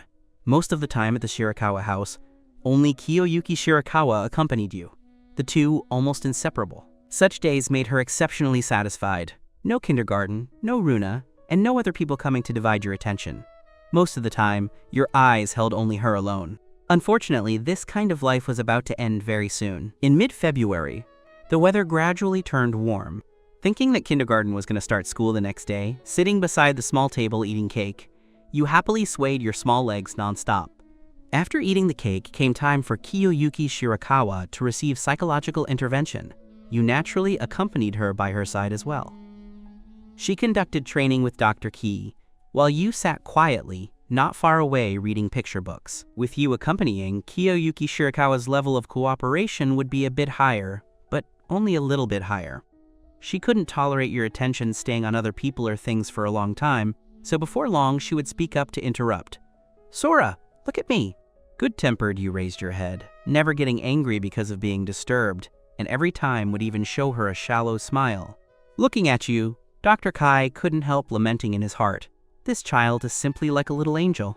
But just after looking at you for 2 more seconds, he looked up and bumped straight into Kiyoyuki Shirakawa's pair of cold, guardful eyes. Dr. K silently retracted his line of sight. He merely looked for 2 seconds. As for guarding against him, like guarding against a bad person? Nearing dusk, today's training ended. Holding the corner of Kiyoyuki Shirakawa's clothes, you waved politely at Dr. Ki. "Goodbye, Dr. Ki, be careful on the road." Dr. Ki felt a warmth in his heart, his voice turning quite a bit softer. "Thank you, Ren." You gently pinched Kiyoyuki Shirakawa's hand again. Looking at her with eyes full of expectation, Kiyoyuki Shirakawa understood your meaning, only able to squeeze out an unnatural smile forcefully. "Goodbye, Dr. Ki." Looking at that smile of hers, Dr. Ki felt his back inexplicably grow chilly. "Goodbye, Kiyoyuki." Before he walked far, he heard you praising Kiyoyuki Shirakawa earnestly from behind. "Really the most polite child in the whole wide world." Dr. Ki's footsteps paused. Probably only you would feel that Kiyoyuki Shirakawa's stiff smile just now is called polite. The next morning, holding hands, you and Kiyoyuki Shirakawa boarded the school bus. Just entering the cherry blossom class, you eagerly began searching. After seeing Runa, your eyes lit up instantly. "Kiyoyuki, Runa is over there." Kiyoyuki Shirakawa had a faint expression. Holding her, you walked over. "Runa, Kiyoyuki has something she wants to say to you." Runa subconsciously furrowed her brows tightly. She didn't feel at all that Kiyoyuki Shirakawa could say anything good. You gave Kiyoyuki Shirakawa an encouraging look. Only then did Kiyoyuki Shirakawa take out an exquisitely packaged box of candy from her backpack, walking in front of Runa. In the next second, she bent down and bowed. "Runa, I'm sorry. I shouldn't have thrown the apple you gave to Sora into the trash can." Runa's brows furrowed even tighter because when Kiyoyuki Shirakawa raised her head, those eyes held no apology at all, but were instead filled with provocation. She was relying on you being unable to see to dare be so blatant, even wishing Runa would refuse to forgive so as to take the opportunity to file a complaint in front of you. Runa gnashed her teeth to squeeze out a smile. "It's fine, I forgive you." Seeing the two finally reconcile, the matter weighing on your heart was also completely resolved. Letting out a long sigh of relief, you said happily, "Great." From that day on, Kiyoyuki Shirakawa and Runa formally formed a feud. Kiyoyuki Shirakawa was used to competing openly, while Runa was better at contending in secret, but both shared a common rule: never let you find out. Thus, until kindergarten graduation, you naively thought they had already become very good friends. Every June, the kindergarten would hold a graduation party. This year's theme was creative dress-up. After the party ended, everyone would also vote to select the child with the most special dress-up. Wearing a huge yellow lemon headpiece, you looked at Kiyoyuki Shirakawa with eyes full of expectation. Kiyoyuki Shirakawa wore a purple blueberry headpiece, evaluating earnestly. Lemon is very cute. The only thing that made her dissatisfied was that the headpieces were truly too big. When the two walked together, they couldn't even draw a bit closer. Tonight's kindergarten was exceptionally lively. Parents attended in formal wear, and children's dress-ups were also varied and colorful. Some dressed as small animals, some wore formal dresses, and some were encased in exaggerated robot shells. Only Runa still wore the ordinary kindergarten uniform, sitting alone in the corner, out of place with her surroundings. She silently looked at Hanaka's family not far away. Mrs. Tachibana was holding Hanaka, who was wearing a mecha suit, while her stepfather held a handkerchief to wipe sweat for mother and daughter. That warm scene only appeared sarcastic in Runa's eyes. The unwillingness and grievance suppressed for a long time in the depths of her heart continuously surged. Not until a crisp voice suddenly came. "Runa!" She turned her head, bumping straight into your clear and bright eyes. Holding Kiyoyuki Shirakawa, you walked in front of her. Originally preparing to speak, you stopped suddenly upon seeing clearly the kindergarten uniform on her body. Runa's body froze slightly. Your reaction made her instinctively feel inferior, wishing to leave this place immediately. In the next second, however, your eyes widened in pleasant surprise. "So cool!" Runa was stunned. "Runa, you're really so smart!" You praised extremely earnestly. When everyone has changed into other clothes, only you're still wearing the kindergarten uniform, you're definitely the most special person today. Your voice wasn't small, and quite a few children nearby heard it. Everyone looked over, actually feeling it made a lot of sense. Turns out it could be like this. Had I known, I would have worn the uniform too. Runa is really smart. Runa, who was out of place just now, turned into the center of everyone's attention in the turn of an eye. Tonight, Mrs. Shirakawa had a meeting she couldn't push away, so you and Kiyoyuki Shirakawa also had no parent accompanying. Seeing that Runa was likewise alone, you pulled her into the group together. Many puzzle games were set up at the party venue. You played with great delight, yet Runa was continuously a bit distracted. Usually, she and Kiyoyuki Shirakawa would contend almost every time they met, but tonight she was rarely quiet, not knowing what she was thinking. After a round of games played down, your arms were already piled full of small prizes. On early summer nights, a cool breeze blew under the wisteria corridor. Sitting there, you counted your spoils with complete satisfaction. This one was won for me by Kiyoyuki. This one too. Kiyoyuki is really amazing.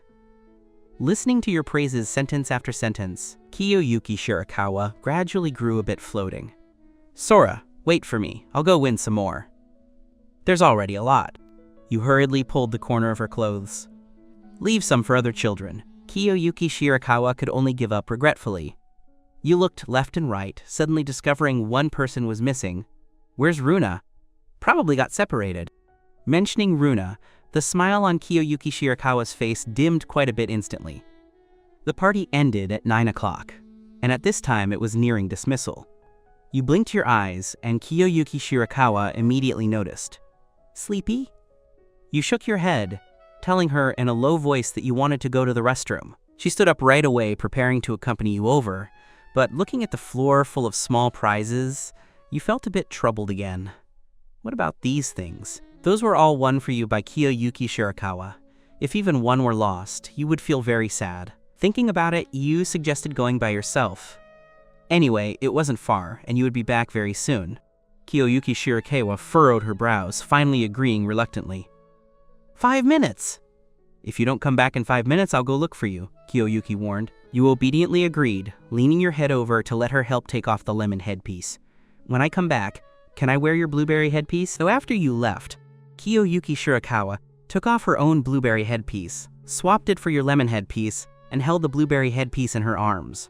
Soon, footsteps came from behind. "Back so soon?" Just as Kiyoyuki Shirakawa was about to turn around, she heard Runa's voice. "Sora, I won back that big bear doll you liked earlier." Kiyoyuki Shirakawa's movements instantly froze. That giant bear, nearly 1.6 meters tall, was the most difficult prize to obtain at this party. Many children wanted it, but very few could complete all the challenges. Kiyoyuki Shirakawa had also wanted to win it for you, but you had persuaded her not to. Runa had clearly mistaken the person wearing the lemon headpiece for you. her voice growing increasingly nervous. So Sora, can you be my single best friend in the whole wide world? I will definitely treat you better than Kiyoyuki Shirakawa does. Usually, if Kiyoyuki Shirakawa hadn't always been stopping her, Runa felt that she could take care of you just as well, or even better. Finally understanding Runa's intentions, Kiyoyuki Shirakawa could no longer hold back. Impossible, she said word by word, her voice terrifyingly cold. Runa looked up in shock, only to see Kiyoyuki Shirakawa's detestable face under the lemon headpiece. Her pupils contracted sharply. Why is it you? Kiyoyuki Shirakawa sneered, daydreaming. The two had long disliked each other, and their suppressed anger was instantly ignited. On the other side, just after you walked out of the restroom, you happened to meet a familiar classmate who wanted to take a photo with you, which delayed you for a few minutes. Thinking that Kiyoyuki Shirakawa was still waiting for you, you hurriedly trotted back to the wisteria corridor. But when you returned, what you saw were two people sitting together very properly, except their clothes were somewhat dirty and messy. A faint bruise had appeared on the corner of Kiyoyuki Shirakawa's mouth, and the skin on Runa's forehead was scraped. You looked at them in shock. What happened? Kiyoyuki Shirakawa cleared her throat, her expression exceptionally earnest. Swatting mosquitoes. Runa immediately chimed in, yes! Fearing you wouldn't believe it, Kiyoyuki Shirakawa added, a very big one. You looked at them half-believingly. Then next time, hit a bit lighter, okay? Okay, Kiyoyuki Shirakawa answered, lightning fast. Just then, the broadcast sounded, notifying everyone to assemble back in the classroom. The three of you packed up your things and walked toward the classroom together. On the way, you looked at the corner of Kiyoyuki Shirakawa's mouth and then at Runa's forehead, hesitating to speak several times. Kiyoyuki Shirakawa grew increasingly nervous inside. What's wrong? You offered a serious suggestion. Next time, you can ask Ms. Zhang to borrow an electric fly swatter. Kiyoyuki Shirakawa couldn't help but laugh softly. Understood. As soon as the three of you walked into the classroom, the teacher took one look and instantly exploded. What happened to you two? 5 minutes later, inside the teacher's office, the air was filled with the smell of disinfectant water. Kiyoyuki Shirakawa and Runa sat side by side on chairs, neither saying a word. The principal had already cautiously contacted Mrs. Shirakawa. Ms. Zhang asked sternly, who made the first move? Both insisted they were swatting mosquitoes, but besides their faces, there were also several scrapes on their arms covered by their clothes. It was fundamentally impossible to be caused by swatting mosquitoes. Half an hour later, the guardians from both sides arrived one after the other. The Shen family only sent a middle-aged female driver, while Mrs. Shirakawa arrived in person. Knowing she couldn't get the truth from her daughter's mouth, Mrs. Shirakawa looked directly at the principal. Is there surveillance video at the location of the incident? Yes. The moment these words came out, Kiyoyuki Shirakawa and Runa changed their tune simultaneously. I made the first move. I made the first move. The scene fell into silence. The two quickly exchanged glances and said in unison again, she made the first move. Mrs. Shirakawa rubbed her temples. Let's just watch the surveillance video. After the principal led the guardians to the monitoring room, you looked at Kiyoyuki Shirakawa with red eyes. You lied to me! Kiyoyuki Shirakawa immediately jumped down from her chair and trotted to your side. You even fought. The more you spoke, the angrier you got. No matter how she coaxed, you refused to acknowledge her. Kiyoyuki Shirakawa was so anxious, she was pacing in circles, while Runa was still watching the show beside them, even letting out a gloating laugh. Serves you right. The next second, you turned your head and glared at Runa. You lied to me too. You fought too. The smile on Runa's face vanished instantly, and she lowered her head, not daring to meet your gaze. At this moment, a single thought popped into both of their minds. It's over. This time we really can't coax her back. When Mrs. Shirakawa returned after understanding the story, what she saw were the two who were hostile toward each other just a moment ago, now bowing and apologizing more sincerely than the other. Mrs. Shirakawa was instantly torn between tears and laughter. The matter itself was not difficult to handle. Both guardians were willing to communicate, and under your gaze, both children showed deep remorse. However, by the time it was resolved, almost everyone in the kindergarten had left. On the car ride home, Kiyoyuki Shirakawa still racked her brains to coax you. But this time, you were determined to teach her a lesson and never easily relented. Watching from the front seat, Mrs. Shirakawa only found it funny. By the time you arrived home, it was already past your usual bedtime. You grew sleepy halfway through your bath, and after changing into pajamas, you fell asleep the moment your head touched the pillow. In the Shirakawa family study, Kiyoyuki Shirakawa sat before her small desk, holding a pencil and seriously writing a self-reflection. Mrs. Shirakawa sat to the side, preparing to have a proper talk after she finished. Before long, Kiyoyuki Shirakawa put down her pencil. Mrs. Shirakawa asked first, "Does the corner of your mouth still hurt?" She shook her head. "Can I see the self-reflection?" Kiyoyuki Shirakawa handed it over directly. It was half a page in total, with neat handwriting, and she had carefully marked the pinyin for words she didn't know how to write. Her attitude seemed exceptionally sincere. But did she really know what she did wrong? Mrs. Shirakawa clearly didn't believe it. If someone else tries to replace your position in Sora's heart in the future, what do you plan to do? Before she could finish her sentence, Kiyoyuki Shirakawa answered with a cold face, "I won't give anyone the chance." As expected, Mrs. Shirakawa pulled a long face. "Do you actually realize where you went wrong?" Kiyoyuki Shirakawa nodded seriously. "Next time I fight, I won't let my darling find out." Mrs. Shirakawa pressed her temples in frustration. "Before you want to make a move next time, properly recall how you couldn't coax Sora no matter what after she got angry today." Kiyoyuki Shirakawa actually recalled it seriously, but compared to the panic at the time, she cared more about another matter now. She is also so cute when she is angry. Those round eyes were cute when glaring at her. Turning her head away deliberately to ignore her was also cute, and even the way her cheeks puffed up when eating was cute. As she thought about it, Kiyoyuki Shirakawa actually started laughing foolishly. How can she be so cute? Mrs. Shirakawa was completely speechless, hopeless. She didn't worry that you two would really fall out.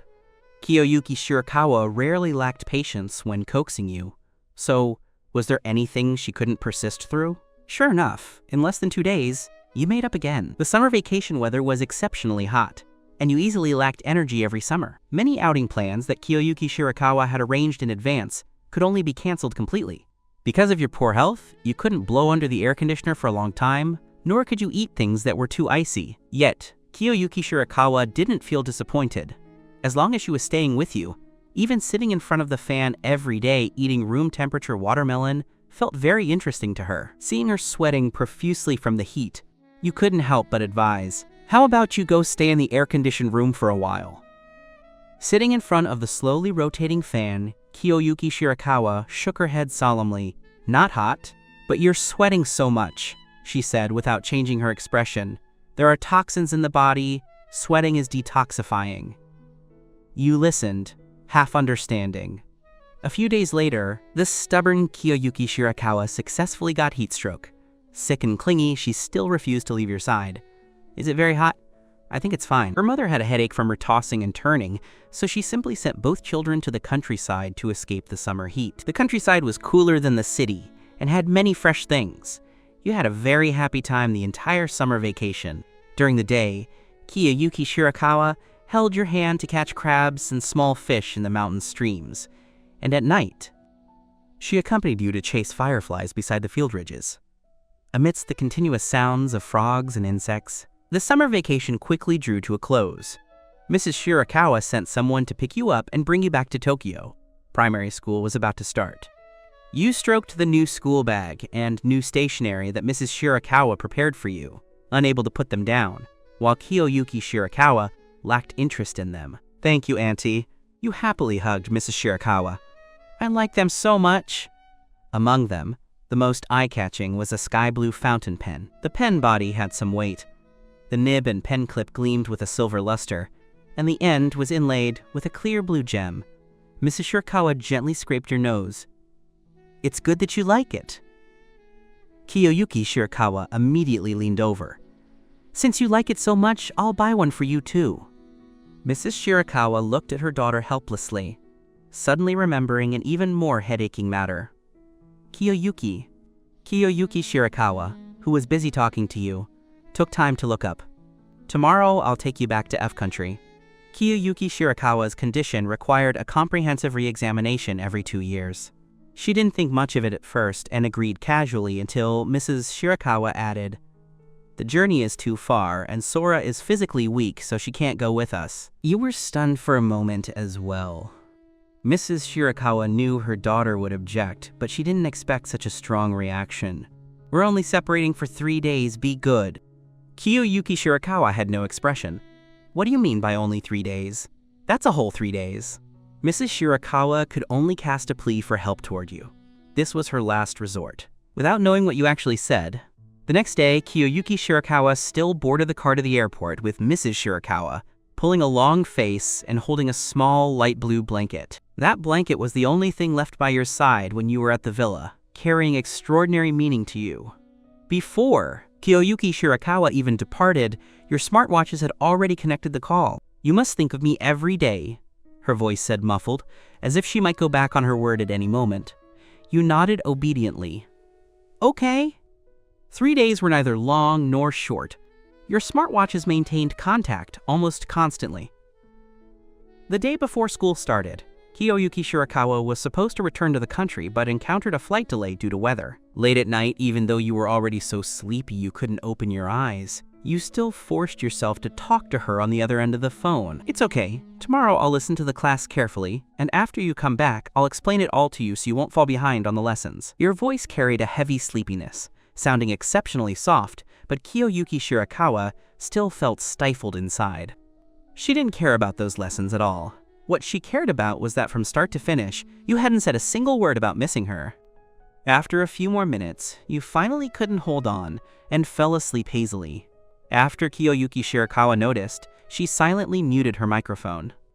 Before fully falling asleep, you were still thinking, "It seems I can only go by myself on the first day of primary school." Not knowing how long you slept, you were suddenly awakened by slight movements beside you. Half awake and half asleep, you opened your eyes and actually saw Kiyoyuki Shirakawa, who was supposed to be far away abroad, sitting by the bed. "Did I wake you up?" She had clearly rushed back overnight, her face bearing unhideable fatigue. Kiyoyuki Shirakawa reached out to pull up the blanket for you, then gently patted your back. "It's only 6:30. You can sleep a bit longer." You thought hazily, this must be a dream. Kiyoyuki Shirakawa always complained that you didn't miss her.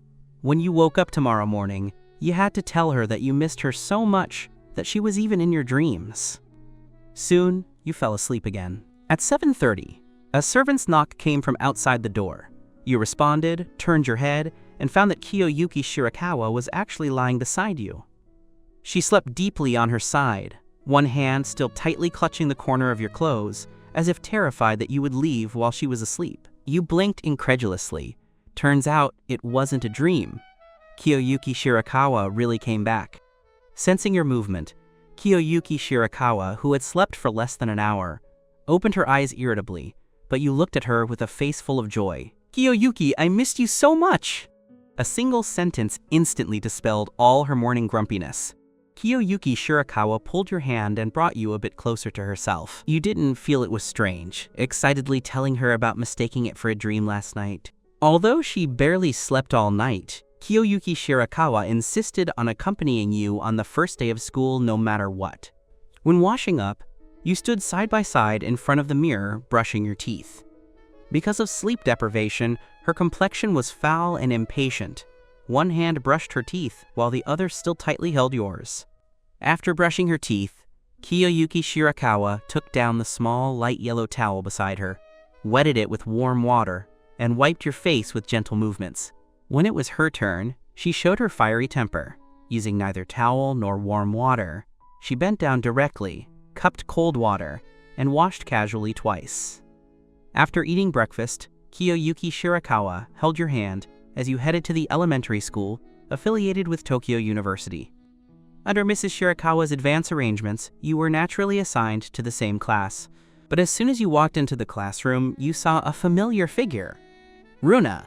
You didn't expect to meet her in primary school as well, and immediately waved happily. Kiyoyuki Shirakawa, who already had a headache from lack of sleep, felt her head hurt even more after seeing Runa, truly lingering like an unsolved curse.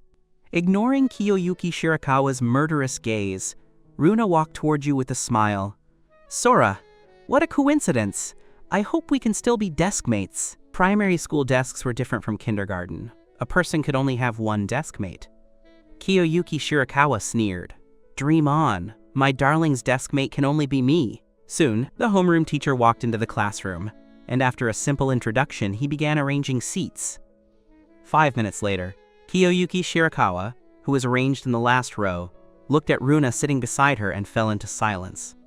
Runa's expression was equally unsightly. Meanwhile, sitting in the second row, you were currently smiling and talking to the short-haired boy next to you. Kiyoyuki Shirakawa only felt it was extremely eyesore.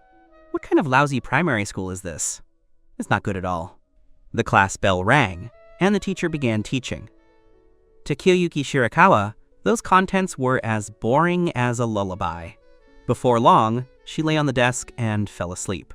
On the first day of school, she slept almost the entire time. Children who had just graduated from kindergarten into first grade were the hardest to manage. They were young and not yet familiar with classroom rules. A class lasted for more than 30 minutes, making it difficult to maintain attention throughout. The teacher had to stop from time to time to maintain order, but after a week, the homeroom teacher quickly noticed a clean stream in the class, which was you sitting in the second row. During class, you always sat upright. When the teacher asked questions, you were always the first to respond earnestly, well-behaved, sensible, and eager to help others. Coupled with a clean and cute appearance, no teacher wouldn't like such a child.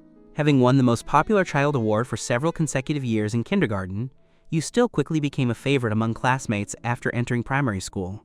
The homeroom teacher's gaze fell on the last row again, pausing for a few seconds on Kiyoyuki Shirakawa, and let out a helpless sigh. Before school started, the school authorities specifically instructed him to take extra care of this student. Kiyoyuki Shirakawa's specific identity was not something a regular teacher could inquire about. That solemn attitude was already enough to explain the problem. The homeroom teacher was originally a bit nervous, but after spending a few days together, he was somewhat relieved. Apart from liking to sleep in class, Kiyoyuki Shirakawa didn't cause trouble on purpose, nor did she ever provoke other classmates. Soon, you also noticed her problem of sleeping every day. During another recess, you walked to the last row and gently pushed her. "Kiyoyuki, Kiyoyuki." Kiyoyuki Shirakawa woke up with a face full of impatience, but seeing clearly that the person was you, her expression softened immediately. "Are you thirsty? You're sleeping again." You pulled a small, serious face, your tone exceptionally solemn. Kiyoyuki Shirakawa lazily propped up her chin. "What the teacher teaches is too boring."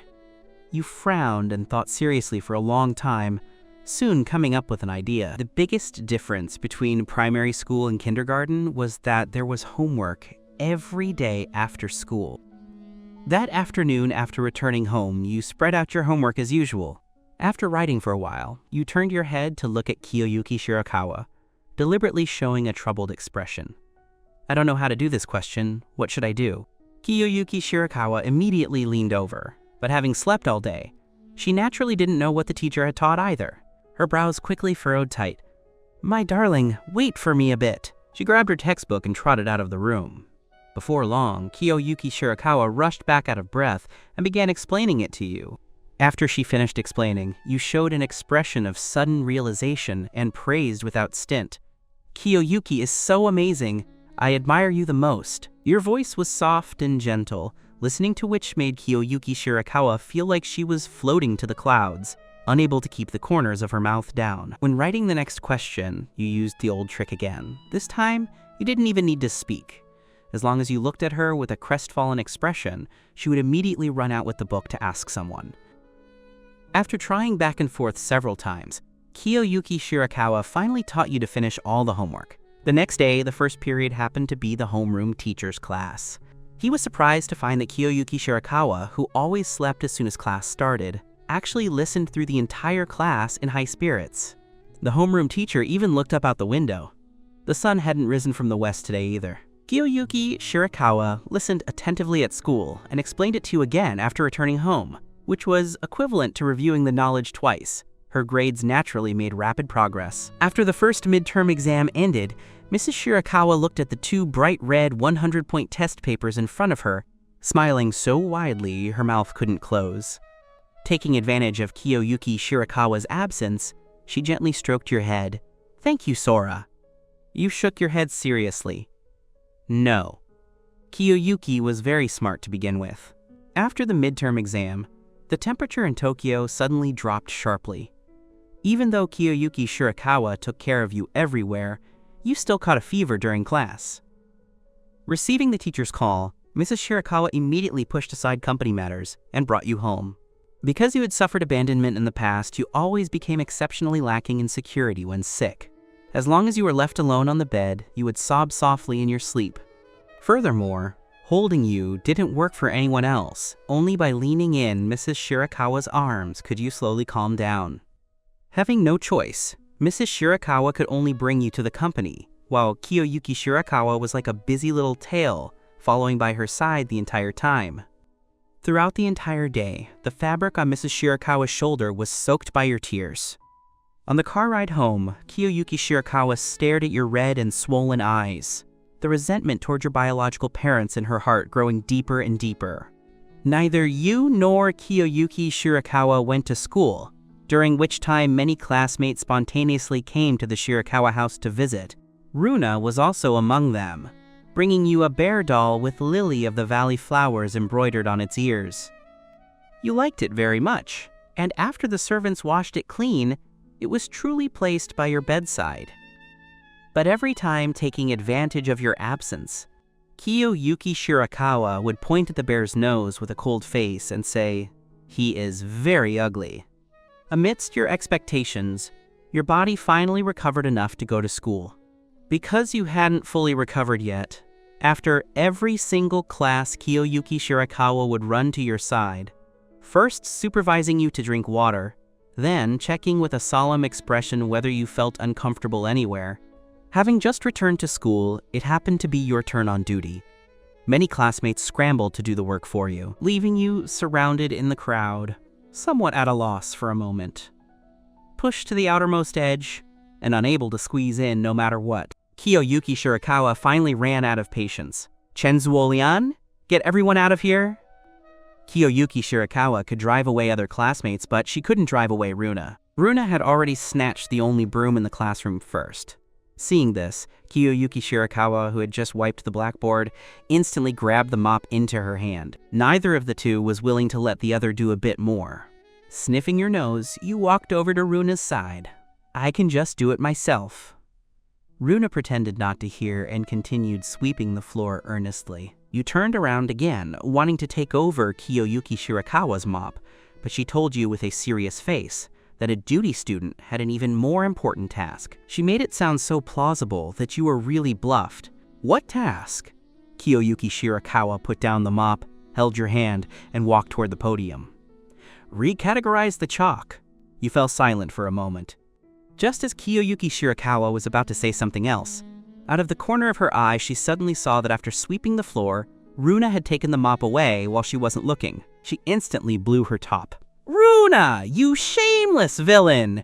Kiyoyuki Shirakawa gave chase furiously. You fell even more silent. "Forget it. When it's their turn on duty in the future, I'll just help out then." There were two chalk boxes on the podium, one holding white chalk and the other holding colored chalk. You categorized the chalk earnestly and arranged them neatly according to color. On the other side, Kiyoyuki Shirakawa and Runa, having finished mopping, simultaneously set their eyes on the trash can in the corner. After a round of scrambling, the two each lifted one side, walking out of the classroom with mutual disgust. Sitting on the stool, you waited for a while, but never saw them return. Looking down and seeing chalk dust on your fingertips, you thought about it, jumped off the stool, and walked toward the wash basin outside. 2 minutes later, you stood before the sink, carefully scrubbing your fingertips. Suddenly, a chaotic set of footsteps came from outside, followed by a domineering and familiar girl's voice. "Why are you running? Did I say you could run?" You recognized it immediately. It was Shen Qing. A new follower asked, somewhat worriedly, "Boss, will we really not get caught?" Shen Qing sneered disdainfully. "What are you afraid of? If he dares to report us, I'll beat him up every time he reports." Just as she turned the corner, she saw you standing by the wash basin. "It's the restroom door again, and it's you again." Shenqing instantly gnashed her teeth in hatred. "How is it you again? What a narrow road for enemies." If Kiyoyuki Shirakawa hadn't always been guarding your side, she would have long wanted to teach you a proper lesson. And right now, both Kiyoyuki Shirakawa and Runa were nowhere to be found. Shenqing brought a few followers and walked toward you step by step. Shenqing had just brought a few followers to corner a boy in the restroom, and turning her head, she found you standing at the door, having heard their words just now crystal clear. The boy, trapped in the middle, had healthy wheat-colored skin and short hair as messy as weeds, but his eyes carried an ambitious look that refused to admit defeat. "Did you hear everything again?" Shenqing asked guardedly. You hesitated and nodded, then promised earnestly, "I won't go tell your teacher." Shenqing had always been extremely wary of Kiyoyuki Shirakawa. Shenqing pulled a long face. "You'd better not! Then I'll leave first. Kiyoyuki Shirakawa will worry if she can't find me later." You blinked your eyes again. Shenqing didn't make a sound. You turned around and left, but didn't return to the classroom. Instead, you walked straight toward the teacher's office at the other end of the corridor. It just so happened that your homeroom teacher was picking up her bag and preparing to leave. "Student, is there something wrong?" You began reporting in a crisp tone. "Teacher, over by the restroom, several female students are picking on a male student." Hearing this, the homeroom teacher thought, "How can this be allowed?" Several other teachers in the office heard this sentence and immediately rushed over together. The teachers hurried over. You rubbed your nose and turned back to the classroom as if nothing had happened. Just as you stepped into the classroom, an anxiously expressing Kiyoyuki Shirakawa charged over, her voice trembling. "My darling, where did you go just now?" At this time, Runa also returned, panting and crying. The moment she saw you, Runa's heart, which was suspended in her throat, suddenly dropped back into place. "It's good that you're okay." You told Kiyoyuki Shirakawa and Runa what had just happened in clear detail. After listening, Kiyoyuki Shirakawa and Runa exchanged a tacit glance. Looks like Shenqing hasn't learned enough of a lesson yet. You felt that you were still very principled. Since you promised not to tell Shenqing's teacher, you would definitely not break your word. You merely told your own teacher. It was getting late, so the three of them packed their school bags and prepared to go home. Going downstairs, you happened to run into Shenqing and her group, who were stopped by the teachers. One of the teachers was contacting the parents of both sides with a stern face. With Ms. Liu and Kiyoyuki Shirakawa present, Shenqing didn't dare do anything to you, only able to glare secretly. At the assembly on Monday, Shenqing and the others went up to the stage one by one to make self-reflections and bowed to apologize to the victim. Mrs. Zhao was afraid of causing negative impacts on the victim, so she didn't announce who the victim was. A few days later, you met that boy again. He was still sporting a messy head of short hair, his clothes washed pale, and in the freezing winter, he still wore a pair of dusty sandals on his feet. He sat on a stone pillar at the school entrance, as if waiting for someone. Before long, a few children suddenly gathered around him. Those children seemed to have found something fun, singing a malicious rhyme aloud following him. Qin Feng of class 17. His name is so rustic, hair messy every day. Hearing these rhymes full of malice, Qin Feng looked around with cold eyes, his fists hanging by his sides, clenching tighter and tighter. After singing a few times, that group of children dispersed in a hive. "Run! Run! Qin Feng is going to hit people again." Ha ha ha, I really don't know how his name was picked. Nowadays there are actually still people using such a rustic name. Witnessing the whole process, you couldn't help but frown tight. At this time, Kiyoyuki Shirakawa, who went nearby to buy hawthorn candy, returned. "My darling, what are you looking at?" Just as you were about to say something, turning your head around, you found that Qin Feng, who was sitting on the stone pillar just now, was gone. Nothing. Kiyoyuki Shirakawa carefully peeled off the sticky rice paper first before feeding you a hawthorn candy. The thin sugar coating was sweet and crispy, and the hawthorn inside was sweet and sour. Your eyes shone brightly. Delicious. However, Kiyoyuki Shirakawa only dared to feed you one.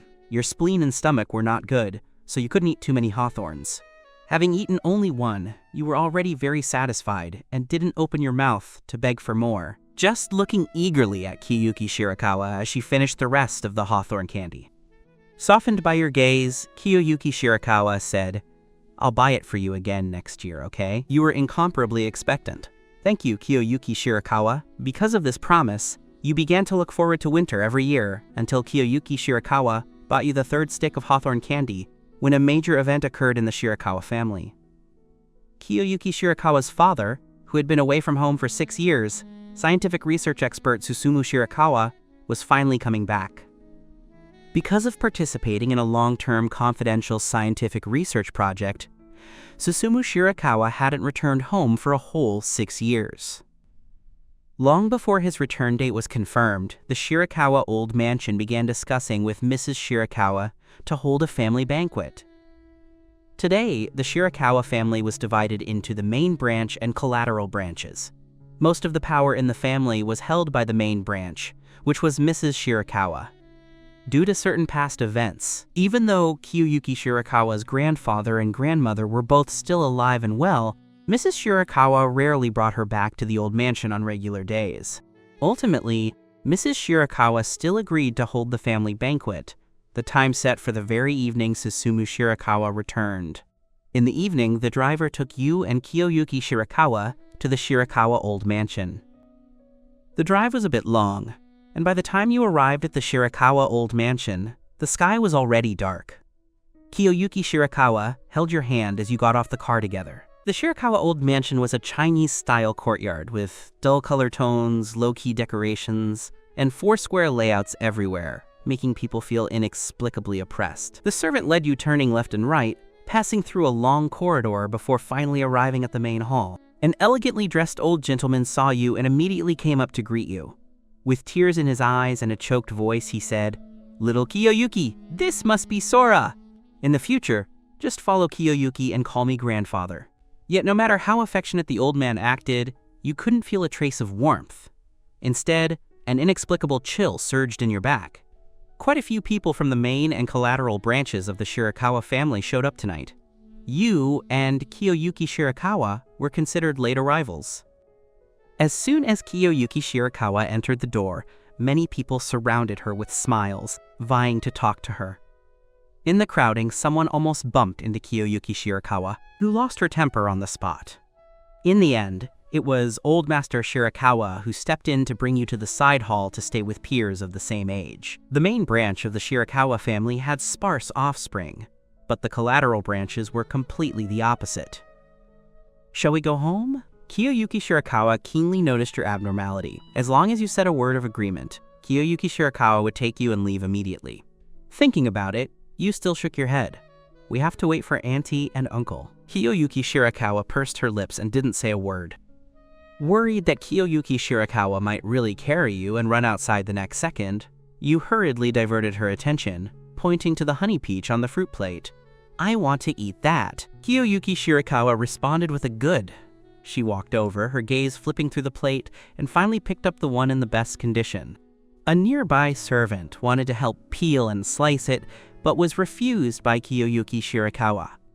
Because a knife needed to be used, Kiyoyuki Shirakawa was afraid you would get hurt if you stood too close, so she stood to the side and carefully cleaned and processed the peach. A few minutes later, you got your wish and ate the honey peach slices fed over by Kiyoyuki Shirakawa. Before setting off, Kiyoyuki Shirakawa was afraid you would be hungry and had already fed you a piece of peach pastry to cushion your stomach, so after eating just a few slices of honey peach, you couldn't eat any more. You slowly chewed the fruit flesh in your mouth, looking at the fruit plate in Kiyoyuki Shirakawa's hand, a trace of despair quietly floating up in your eyes. Kiyoyuki Shirakawa instantly saw that something was wrong, put down the plate, pulled out a paper towel, and handed it to your mouth. "If you can't eat it, spit it out." You blinked your eyes, pretending not to understand. You thought you hid it very well, but after spending these years together, Kiyoyuki Shirakawa could already tell what you were thinking from every little expression of yours. "Idiot." Kiyoyuki Shirakawa let out a sigh and gently pinched your cheek, letting you spit the unchewable peach into the paper towel. Sniffing your nose, you felt a bit guilty. Kiyoyuki Shirakawa handed the plate containing fruit slices to the servant nearby without turning her head, saying to you, "Don't run around while I'm talking to you, I'm gonna wash my hands." You let out an "oh," looking obedient to death. After Kiyoyuki Shirakawa left, You sat on the soft carpet playing Sudoku. You were naturally extremely sensitive to numbers. In your eyes, numbers seemed to have life. Questions on the practice book often only needed a glance to yield the answer. Even the math teacher was very surprised, once asking you how on earth you calculated it. At that time, you answered ignorantly, "They told me themselves." The teacher felt it was more and more amazing the more she thought about it, and reported this matter to Mrs. Shirakawa that very day. "Give me the Sudoku board in your hand." Suddenly, an arrogant voice sounded. You raised your head and saw a solidly built little girl with sharp eyes standing in front of you. You handed the Sudoku board out with almost no hesitation. Looking at the Sudoku board obtained so easily, the little girl's brows furrowed tight, muttering in her mouth. Really has no temper at all. Long before coming, the elders in the family had already warned all the children present that they must never offend Kiyoyuki Shirakawa, and even more so must cater to and flatter her. But which of the children who could come to the family banquet tonight wasn't spoiled by their family growing up? Normally, it was only others pleasing them. Now asking them to actively please Kiyoyuki Shirakawa, no one was willing. But they couldn't disobey the elders' instructions, so these children turned their gazes toward you. Soon, other children also gathered around one after another, all staring at you maliciously. "Are you Sora?" someone asked smilingly.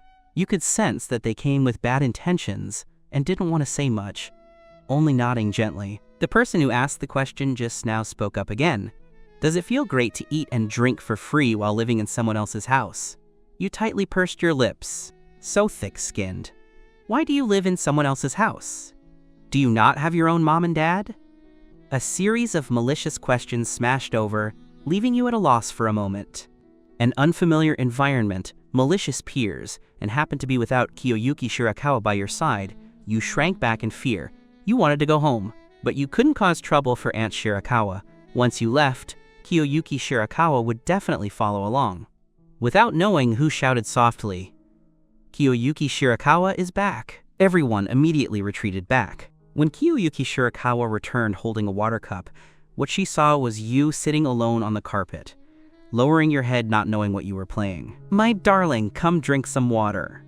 You pretended as if nothing had happened, raising your head unconcernedly, and responded obediently, "Okay." But Kiyoyuki Shirakawa didn't hand the water cup over. Instead, she leaned down and observed your face without blinking. Could it be that Kiyoyuki Shirakawa found out? You were somewhat flustered. "My darling," she asked in a low voice, "my darling, why are you unhappy?" Your body stiffened and soon pursed out two small dimples.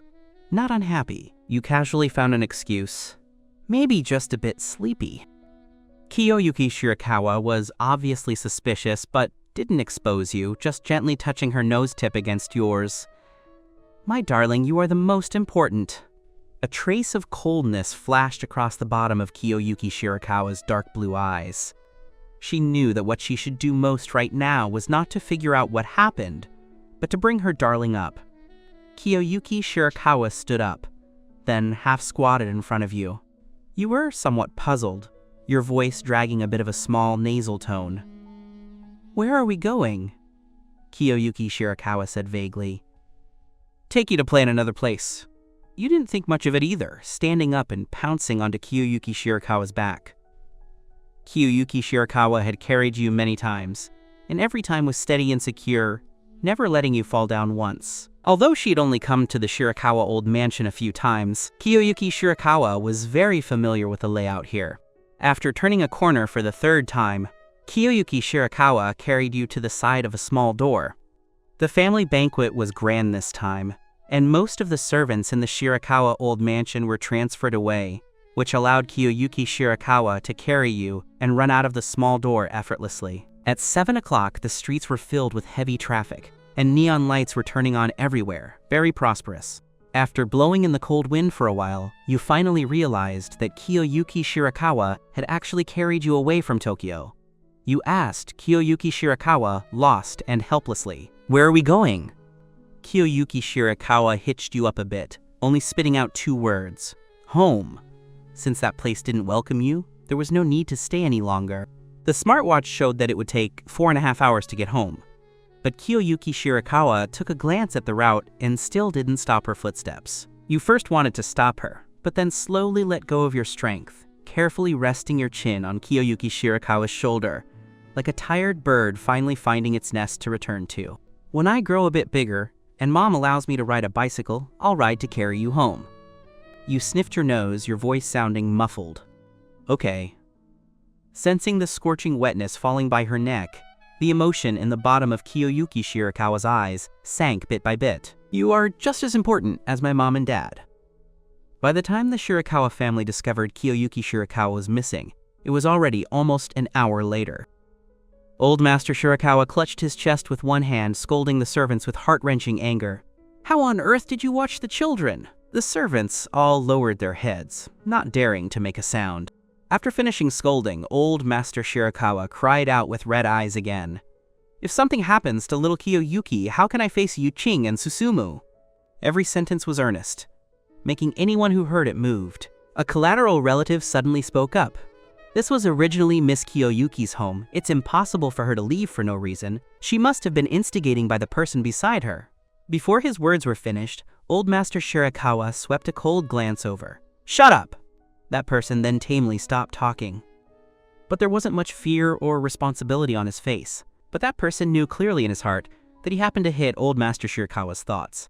Otherwise, the old man would have stopped him at the very first sentence. It was an undeniable fact in the entire upper class of Tokyo that the current head of the Shirakawa family had a bad relationship with the whole Shirakawa family. If it weren't for a bit of thin blood relation, Mrs. Shirakawa could even do things like exterminating them completely. Kiyoyuki Shirakawa happening to go missing in the Shirakawa old mansion, Mrs. Shirakawa naturally couldn't let them off easily. Rather than sitting and waiting for Mrs. Shirakawa to hold them accountable, it was better to push all the blame onto you, a child without blood relation, first. What's more, many people in the Shirakawa family were originally jealous that you grew up beside Mrs. Shirakawa, the head of the Shirakawa family. Even without blood relation, she would definitely never treat you poorly in the future. The people present were all shrewd, and their thoughts immediately became active. Letting a person of unknown origin grow up accompanying Miss Kiyoyuki, if the mind is pure, it's fine. But if the mind is bad, wouldn't it corrupt Miss Kiyoyuki? Coming to the old mansion for the first time and daring to instigate Miss Kiyoyuki to run away from home, how can this be tolerated? Old Master Shirakawa quietly looked toward the previous head of the family sitting on the main seat, who was Kiyoyuki Shirakawa's grandmother. Having been husband and wife for many years, the two instantly understood each other's intentions. The discussion in the main hall grew even more intense. In my opinion, Old Master should still advise the head of the family to send away that boy of unknown origin named Sora as early as possible, so as not to cause a huge mistake in the future. Before Old Master Shirakawa could open his mouth, a majestic voice came from outside the door. What huge mistake will be caused? It was Mrs. Shirakawa.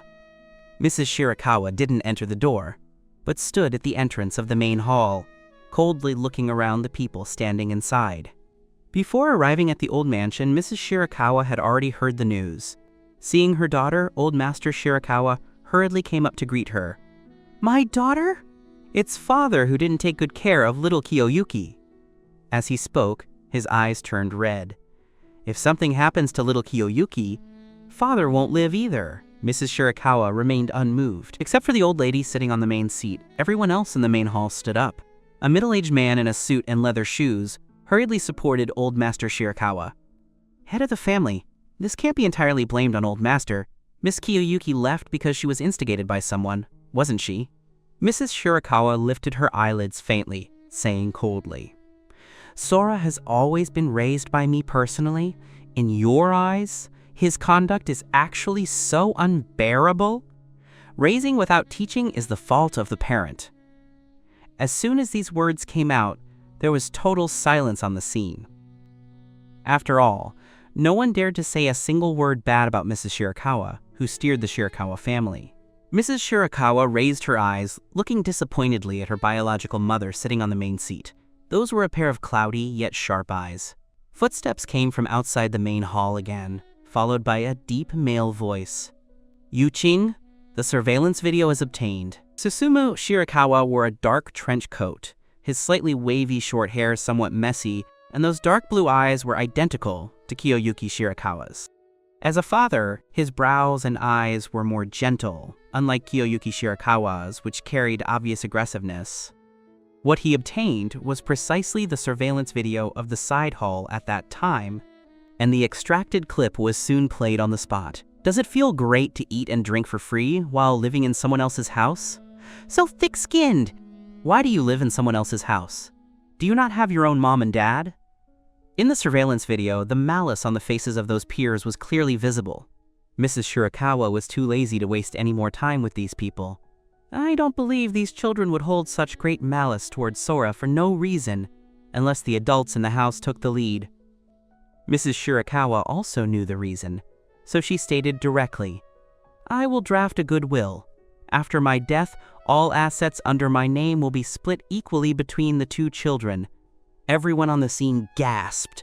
The old lady sitting on the main seat finally spoke up. Scoundrel! How dare you! Mrs. Shirakawa smiled coldly. Mother, the person in charge of the Shirakawa family right now is me.